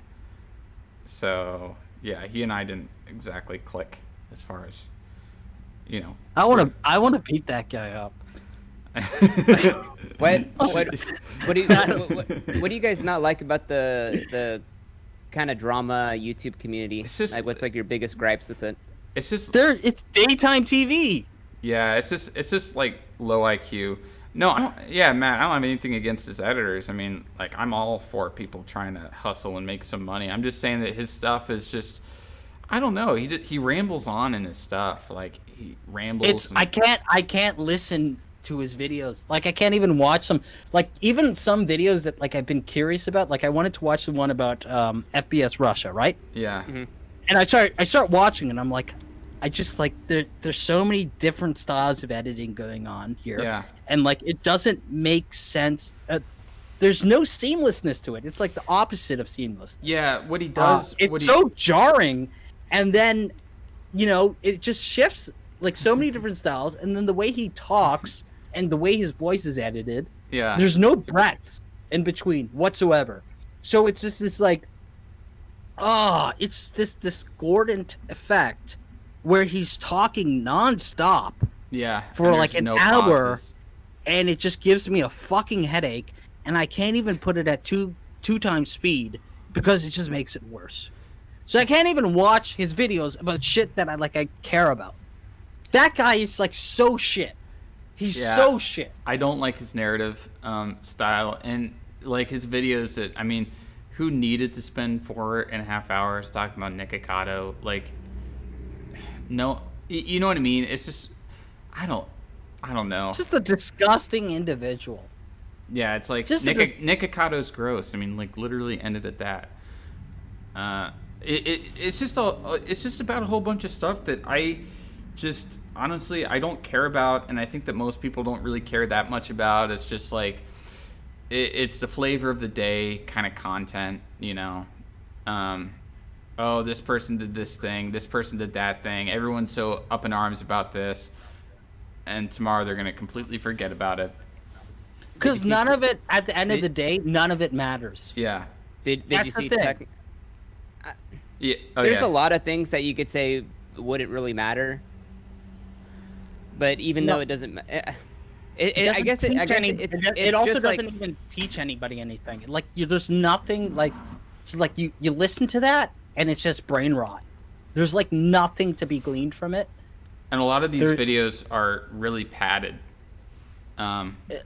For pretty much to put more advertisements into it. Yeah. That's what they're doing. TJ, They are trash. TJ They're says garbage men. TJ says Kino debate But- Destiny again, or have him realize not everyone falls into a camp again. Shit was cash. I wasn't debating. I wasn't you debating. debated Destiny. Yeah. What the fuck? No, so I didn't debate Destiny, but I had a really good conversation with him. We weren't really debating. How was he talking to? Like, No, it was fun. Actually, my stream with him is up on his channel. It was. Oh, really? Yeah, it was after. It was. I did it with the Gamer from Mars, so it was after we made the Twitch Plays Pokemon like a couple days later. Oh, yeah, from I that saw one. that. Yeah, I saw that. yeah, I saw that. yeah. I said I wasn't debating Destiny, just having a chat with him. I didn't know who the right opinion was until he mentioned him. Lol. I ended up here because I saw your video about Citizen Kane. Oh, thanks. Yeah, that's that video is actually doing pretty well right now. So, I'm gonna do a part 2. Nice. Oki convinced me. Because I was like, okay, well maybe I should just do it like Magnificent Ambersons and kind of leave it at that. And Oki was like, just do a big video about Orson Welles. So that's what I'm gonna do. I'm gonna do that's what I'm gonna do. I'm gonna do like a whatchamacallit, a video that covers all the way from the Magnificent Ambersons up until the other side of the wind. And I'm gonna do a separate video on the other side of the wind because that movie is so dense. There's so much about that film. I would not be able to fit it into one video. But yeah, I'm gonna do a video about Orson Welles' career after Citizen Kane. Basically, that's kind of That'd be interesting. yeah, because he had a very interesting career after Citizen Kane, but it just wasn't what people pre-Citizen Kane thought it would be. If that makes any sense. Dude, I tweeted that I deleted I tweeted, wait, what happened to all of my tweets after I deleted all of them, and Yeah. people they genuinely think that like John McAfee deleted all of my tweets or something. Like you quench the thirst that Mank did not satiate. Hopefully, Mank didn't satiate any thirst for me. Mank was like just bleh. It was like bleh. Mank was like the most forgettable Fincher movie. I think Mank is actually worse than the Benjamin Button movie. Yeah, it was just like you watch it, and I have it in my Letterboxd review, and it was the first review I did on Letterboxd in a long time, and my ending line in there is like, you watch it and the first thing you think is what else is on. Yo, why? What is with like actual like decent directors making terrible movies this year? Tenet Oh yeah, and Tenet. Mank. Like Yeah, Tenet, I couldn't even I wanted to stop. Like I wanted to just fucking pause it and just like walk away because of how fucking weird it was. Like there's Yeah. no humanity to that movie whatsoever. It's no, there's none. Yeah, and Matt says it wasn't. Mank wasn't even properly about alcoholism. Yeah, the way it portrayed Mank as an alcoholic was just like so weird because it's like, oh, he can't drink to get it finished, and then it's like the alcohol gives him powers all of a sudden. You know what I mean? Like, because then he's like drinking it, and then he's like, I can finish it because I'm drinking, and it's like, oh okay. the whole idea behind that is just like destructive as fuck too. Yeah. Touch of Evil is great. I love Touch of Evil, guys. I'm reading the chat. People are talking about Touch of Evil. I love Touch of Evil so much. But I don't think there's a single Orson Welles movie that I don't like. I want to rewatch F for Fake soon. That's like one of my all-time favorites. That's a good one. Yeah.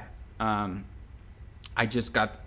cropped I got the Criterion of it during the sale, but actually F for Fake is on YouTube for free, so anybody can watch F for Fake in full on YouTube.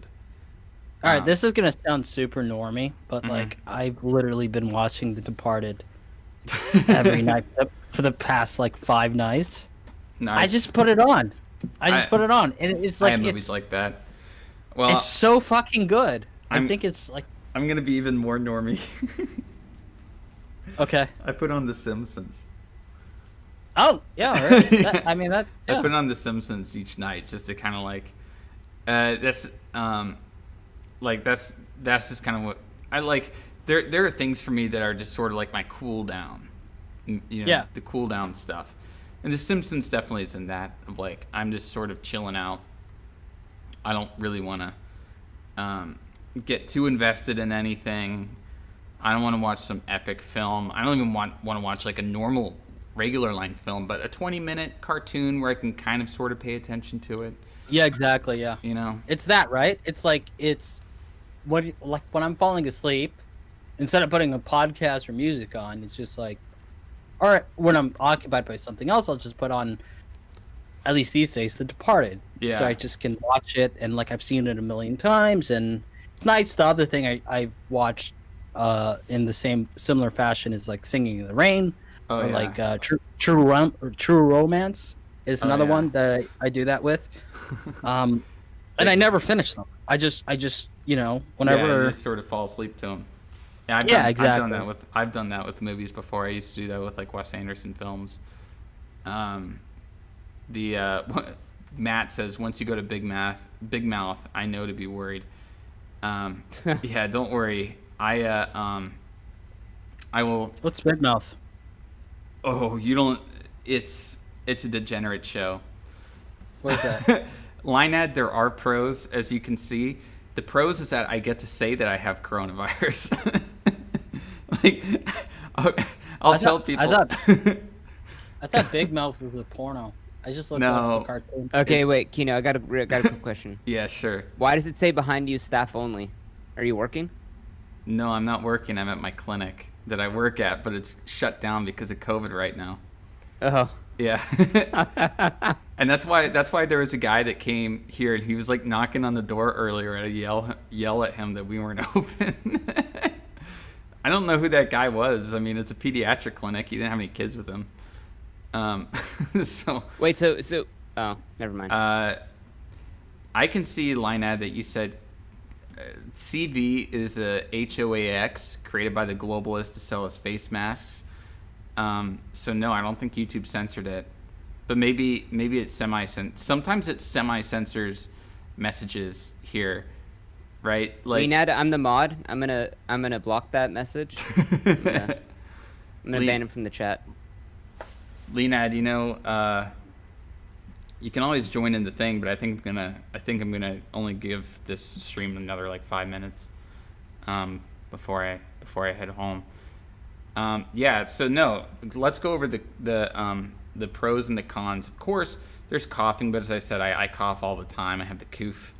Door-dashing sucks. I don't like door-dashing. It's so lame. You're a pariah, but sometimes that's cool. Actually, you know what? I got to add to this, right? Pros is this. No appetite. You can lose a lot of weight on COVID. There's the COVID weight loss. I don't have that much of an appetite. Like I got some chicken tendies today, and I think I ate one. I'm not really hungry. I try to force myself to eat, but I'm not really that hungry, so I just eat vitamins. Yeah, I just eat a lot of vitamins. It's good. Are you taking any hydroxychloroquine? No. So I'm taking zinc. I'm taking a Z-Pack. I'm taking vitamin C, vitamin D, but I'm not taking hydroxychloroquine because honestly, my symptoms aren't that severe. Yeah. Thank God. Yeah, I have very mild symptoms. So, yes, I did get tendies with dip, and it was the creamy pepper sauce from Whataburger, which is the best sauce. Have you seen that video of the guy that has COVID and then he's like, because I can't taste anything, I'm gonna eat all the things that I think are like disgusting, and he gets like a whole lemon, chews into it, gets an onion, like bites into it, gets like a clove of garlic and like shoves it in his mouth and chews it up. Does he taste it? No, Well, at the it's- very end with the onion, he like started crying because of like, it's an Yeah. onion or whatever. Yeah. So that's the But funny thing. and then he Yeah. gets mustard But- and squirts it in his mouth. But otherwise It's he pretty doesn't funny. taste it. But otherwise he doesn't taste any of it. Yeah, he doesn't like he didn't throw up or anything. It was just the onions making him cry. Like the I mustard. heard You got that the, like it can mustard take away with your salt. taste, right? Like Yeah, Yeah. I don't have that much. Like my taste is very limited. So I can taste some like very strong flavors. Now like some of my family like literally cannot taste a single thing. But I can taste. It's just like super muted, if that makes sense. Like normally when I take my normally when I It doesn't let me approve the thing. Hey, Vince, let me make you... Vince Vintage, let me make you mod. Leonid, I'll make you mod too. Here, I just put it in the Discord. Who's Leonid, by the way? I know this. Why do I know this guy's name? He's in our He server. was in our. He's in our server, right? He was talking recently. Who is this guy? Who's Leonid? Leonid is one of my friends. He's Australian.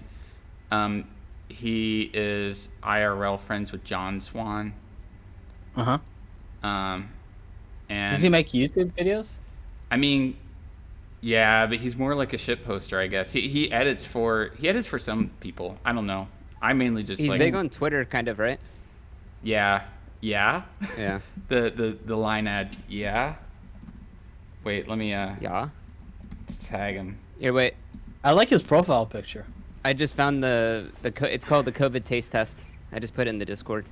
Okay, yeah. For some reason, I'm trying to approve it here in the. Oh, it's all good. That shit's so funny. It doesn't let you send links to the YouTube chat. So I'm trying to press show.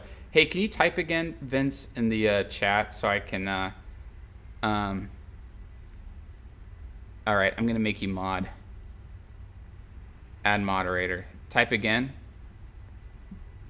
Now, see if you can maybe send the link now. Yeah, I'm moderate now. Okay.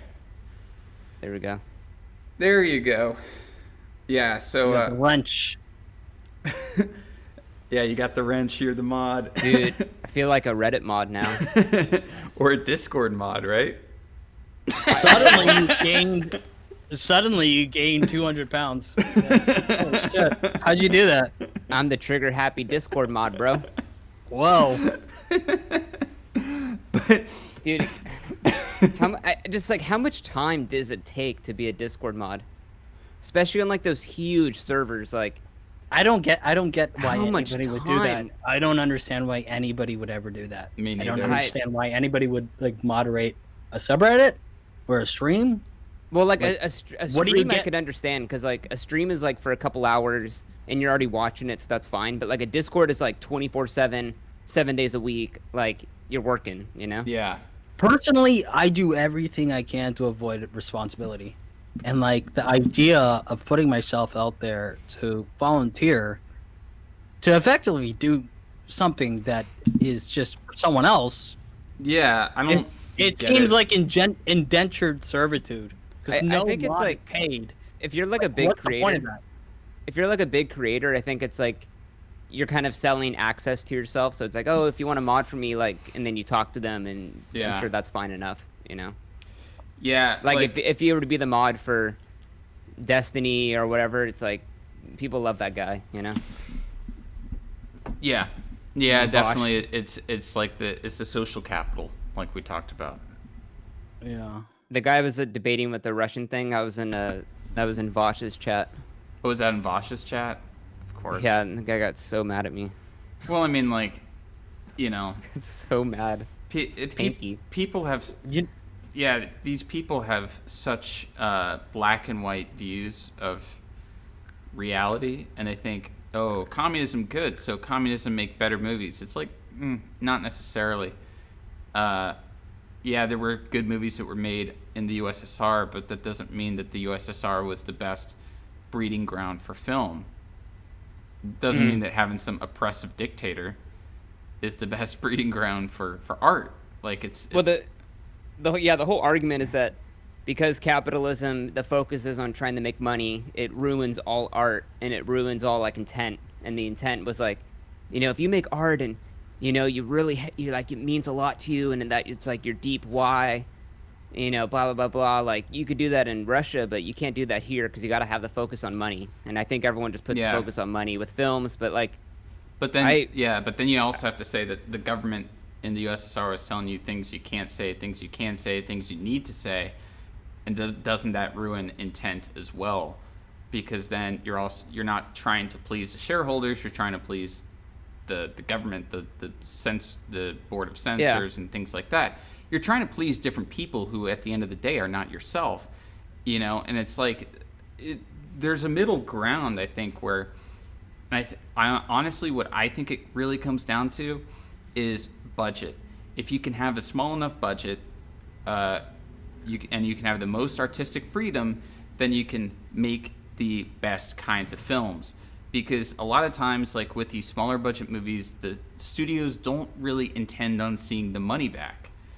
They're making these to develop talent. They're making these to make stars, or try out new ideas or things like that. They don't really intend on seeing the money back. And if they're going to invest, like Blumhouse does, right?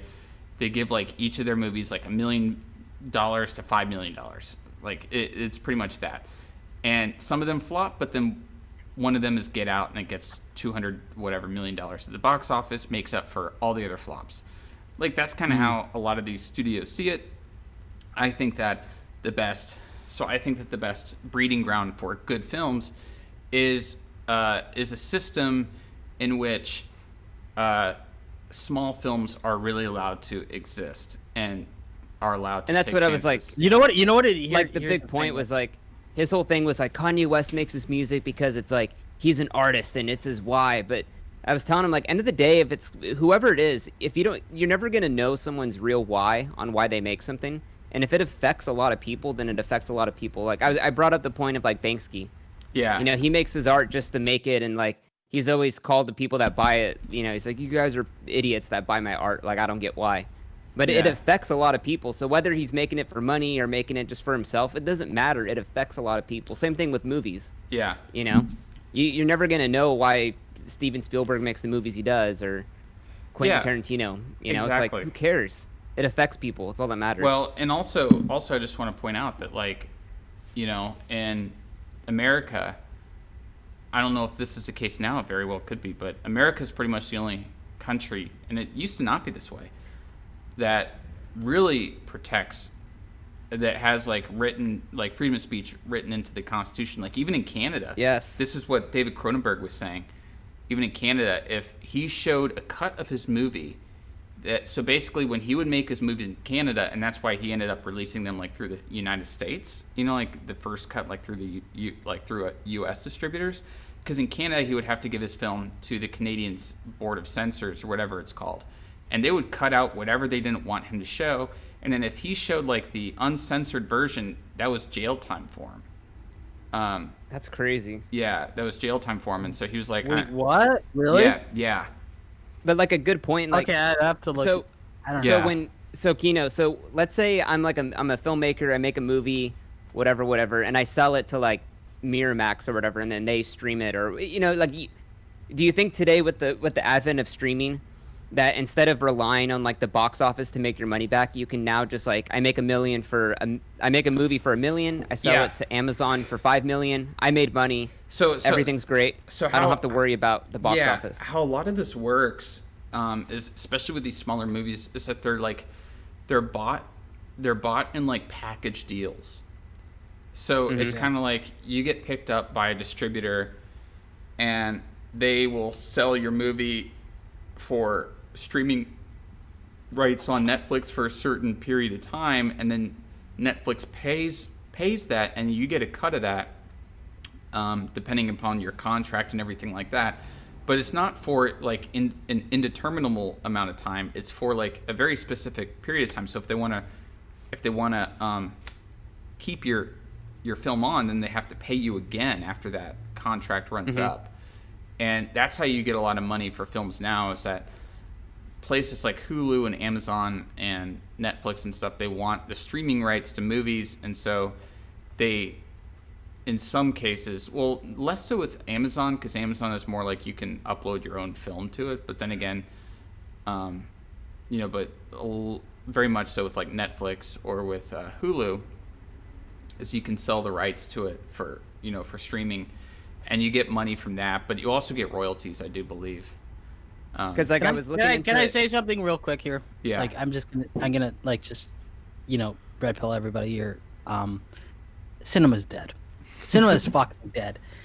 I have not seen a movie, like I watch movies from the 80s, and like the cinematography involved in it, the look of it, the sound design of it, everything about it is at a different level of quality to the fucking digital bullshit that's being pushed out, that's made for like $900,000. You know, Dude, film's going And through a all- huge renaissance, like with It- Kodak. it's not a renaissance. It is.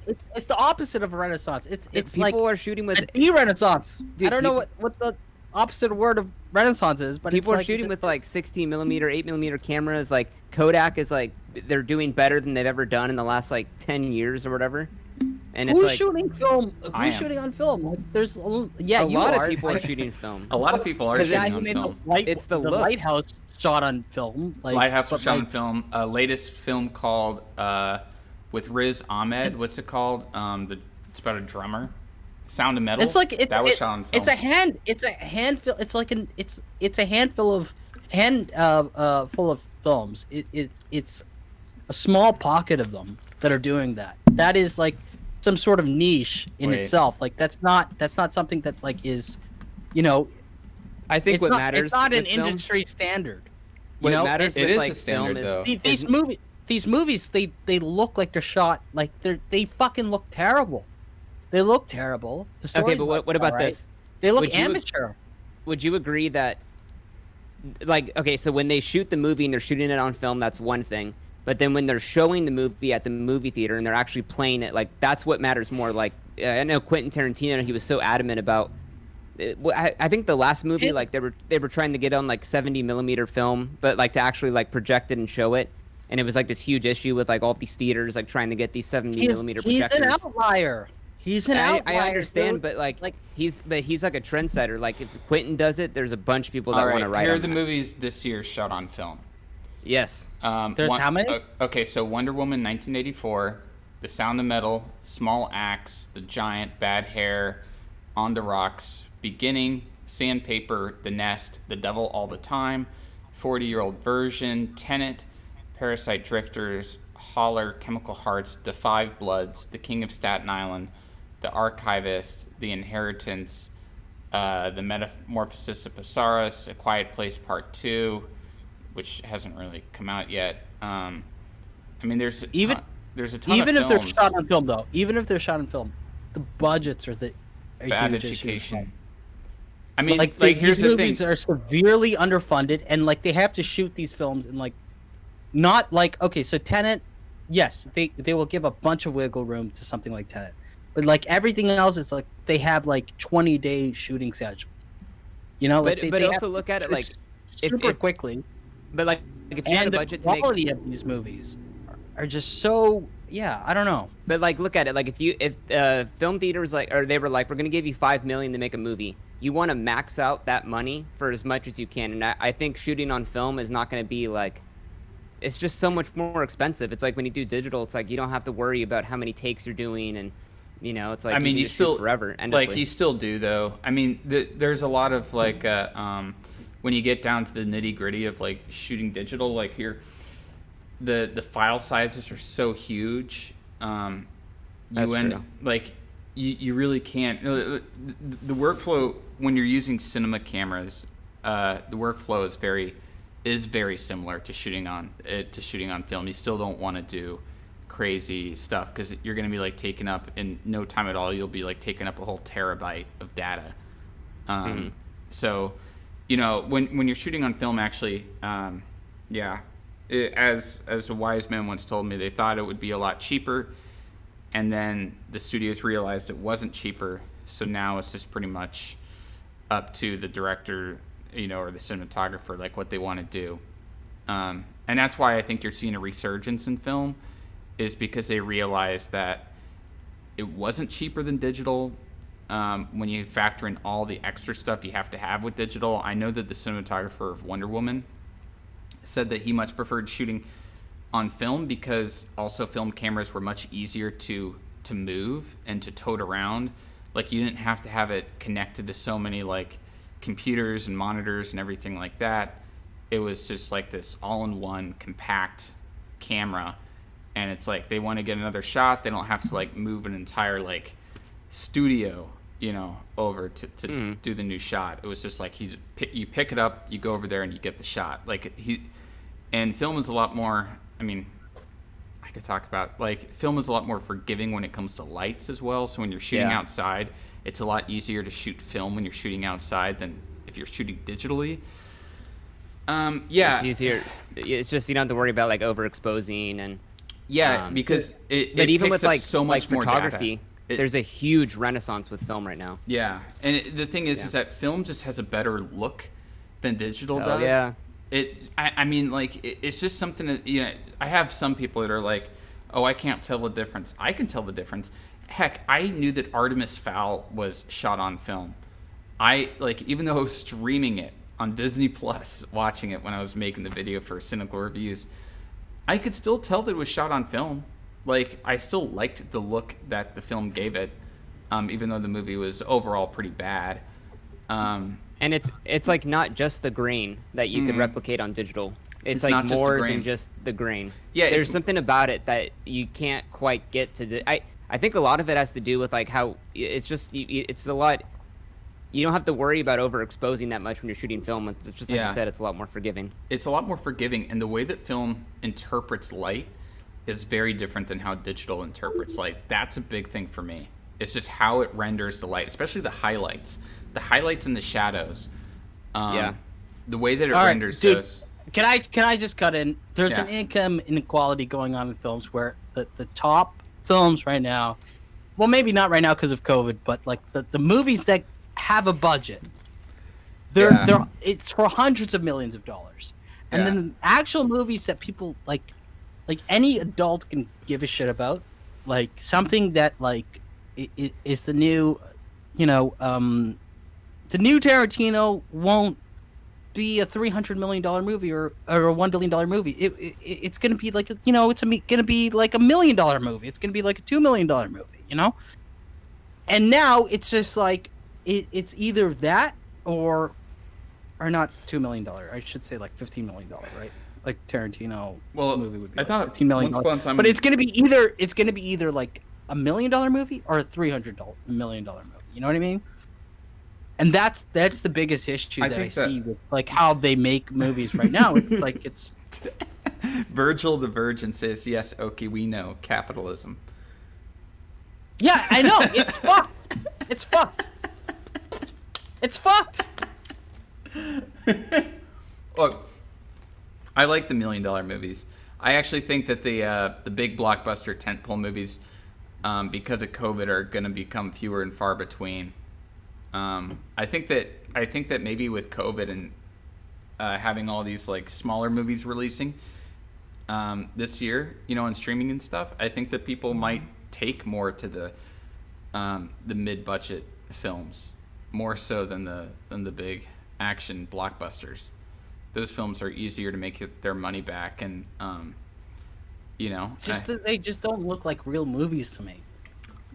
Look, it feels like it's like the difference between like making like a fucking like a novelty toy that was made in the 30s with like actual like really fucking solid material, and then just like mass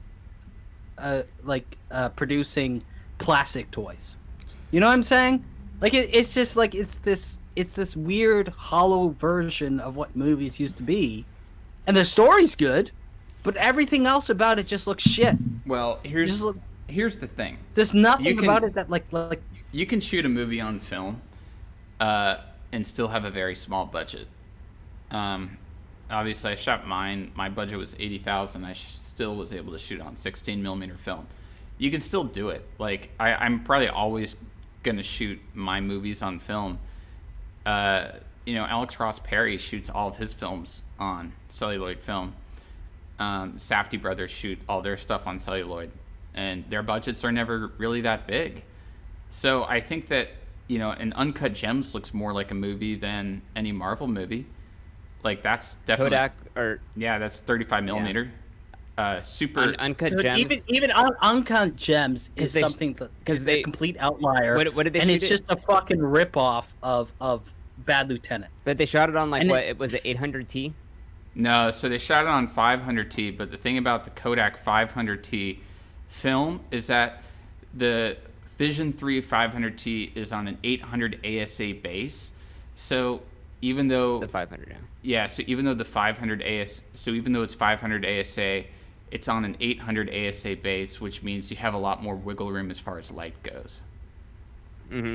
because the grain in that is just like that perfect, like that high ISO film type look. Like I fucking love it. Yeah, and it's the whatchamacallit, like it's the I'm trying to think right now. It's also, I think that they pushed the film. You know, if you know anything about they like push it a stop or whatever. Yeah, I think they like pushed a lot of their stuff a stop. To really like even bring like out the grain. in the nightclub scenes, that's where it looks really fucking good. You know, Yeah. just like the bright lights, it's dark, you know, and then it's like and that's that thing with film. It has so much more like dynamic range. It does. Right? Yeah, it does. Yeah. And I love it for shooting. As I said, I love it for shooting outdoor stuff because the sky will be, you know, the sky might be overexposed, but you'll still be able to see the details of the sky and still see the details on your subjects and everything like that. Even though, you know, I mean, that's the dynamic range of film.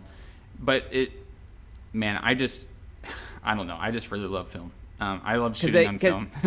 Because I should, or I don't know if I showed you, but there's a company called CineStill, and then they take like the Vision 3 film, and then they take off that layer.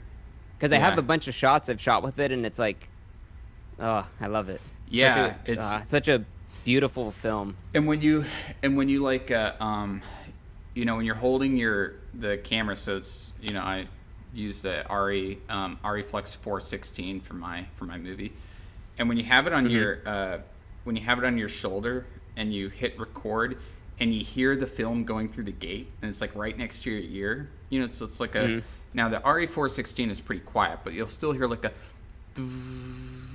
you hear it going through and you're like, holy shit, like this is real. Like I'm capturing something for real. It's a totally different experience than when you have something like a Red or like an Alexa or something like that, you know, digital cameras, and you click it and there's no feedback, there's no like physicality to it, there's no texture to just the feeling of shooting, you know. It's like that mechanical, it's just that very mechanical feel, you know? Yeah, exactly. It's a texture to working.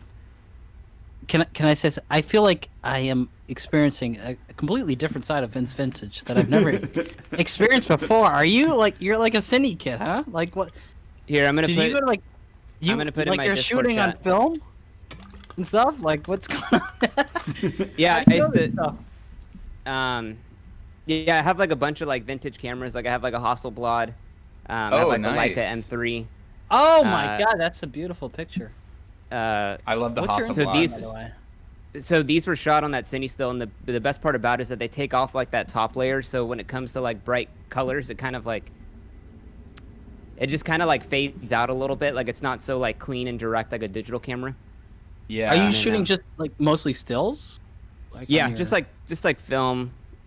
Like this is another one right here. Images? How'd you get into this?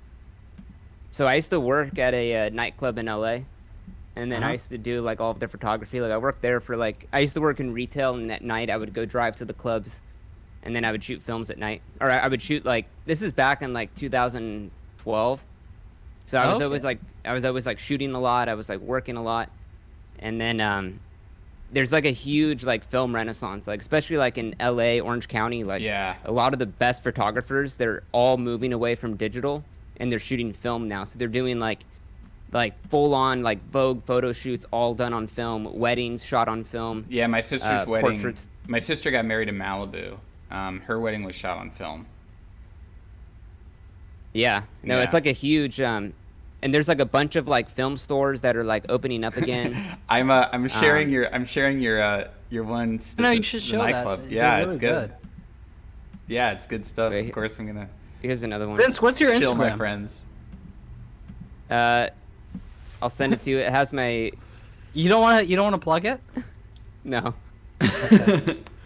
but I'll send it to you. Yeah, just send in the Discord. I don't really Yeah, go. I have on, a bunch of yeah. yeah. I don't really go on Instagram that much, but yeah, I noticed in LA that a lot of people, like especially for still photography, shoot on film. I just you know, I don't know. It's just a whole I could talk all night about just how much I love just film, the texture of it and everything like that. you know, and things that you get, like, just, there's also this magic too of not really knowing what you got, but just trusting that you got it. Yes. You know, you're like, Because you really got to know your shit. Like, yeah, because it's one of those things where it's like once you take it, and there's no like previewing it or anything else. You really got to be confident Yeah. in like, okay, like the lighting, you know.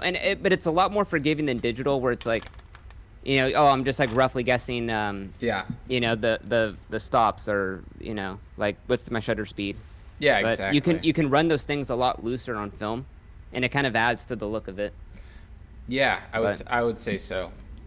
More expensive than digital, like hell yeah. You know, like you do like just to do like 30, like a roll of 36 is like, I think I pay the guy like $14, and then they process the digital as well. Yeah, But it's the cool thing is like, I have a full binder full of photos that I've taken throughout the years. But Mhm. it's like with the stuff I take on my phone, like, you never look at it like- again. yeah, like I remember I had a laptop like 10 years ago with a bunch of shots that I did on digital, but because I don't have the charger, I'm probably never going to see them ever again, and they just Yeah. kind of get lost to time. But my grandparents have a photo of themselves from the 30s. Mm-hmm. You know, yeah, like- exactly. If you can keep the negative, you can constantly make positives of it. Like, that's the thing, you know. As long as you have the negative of the film, you can make positives of it, and it's not like you're gonna lose it. Yeah, I mean, I have a whole box of negative film, like just a giant box of. Yeah, no, it's like Exposed a negative. real, yeah, it's like a real concern, because it's like, just think about like 10 years ago, like I'm sure there's photos that you have on a hard drive, or something, you lose the cord, and they're just kind of gone forever. Or you if know? a hard drive gets, if you, like this happened to me, I dropped a hard drive and it's like, it just busted and I couldn't recover anything from my hard drive. Just everything was Damn. uncovered. But the good thing, I mean, the thing is that I was using that hard drive to store like MP4s of movies that I would use on my YouTube videos. Uh-huh. You know, there was like my movie storage hard drive. So thankfully, it was just like movies that I had ripped. It wasn't anything too serious. There weren't any like memories or anything on that, so that was good. Dylan Smithy says, "How are you feeling with the Wu flu? Hope you are doing good." I'm doing good. The Wu flu. Yeah, I'm doing better. I'm on the up and up, so that's why I'm streaming. I wasn't streaming for the last few days because I was not on the up and up. Although I was streaming on Saturday, thinking that I wasn't COVID positive, but I was COVID positive on Saturday, so that was technically my first COVID stream. that was my first, and I think my voice was a lot worse then. I was kind of talking like this. I know Gokanaru joined in. Gokanaru kind of sounded like. I guess. Yeah, dude, he sounded so deep. Yeah, he was like, "Hey, Peter, how are you doing?" I was like, I know he has a deep voice, but it's a little bit too deep. But yeah, so that was yeah. No, I'm doing a little bit better. I'm taking all my vitamins. I'm not drinking anything. You know, I'm just drinking a lot of water. Basically, drink a lot of water and herbal tea. Yeah, eating my That's good. vitamins and watching movies. As I said, I marathon the Godfather films. That was epic. Wait a second. I'm getting a call. Wait one moment. Guys, Yes. I gotta go. Yeah, I'm getting a call here. Let me All right, take care. all Good. right, see you Take guys. care. I'm going to go. Okay. I'm going to go All right. too. Take care. Bye bye. Take care. Bye. See you, man. Peace. Yeah. See you, Kino. See you, Have a good time. Vince. Right. Very soon. Very soon. Okay. Holy shit, does that mean we're all infected? Yeah, everyone get tested. I gave you COVID over the live stream. It's gotten so virulent that it can travel electronically. You got the E-flu. All right, guys. Thanks all for chilling out with me. Yeah, I think Gamer from Mars' video, I'm editing that tomorrow, so that should be out Christmas or the day after. And everyone, have a very Merry Christmas. Have have a very Merry Christmas. And if I don't see you before, a Happy New Year.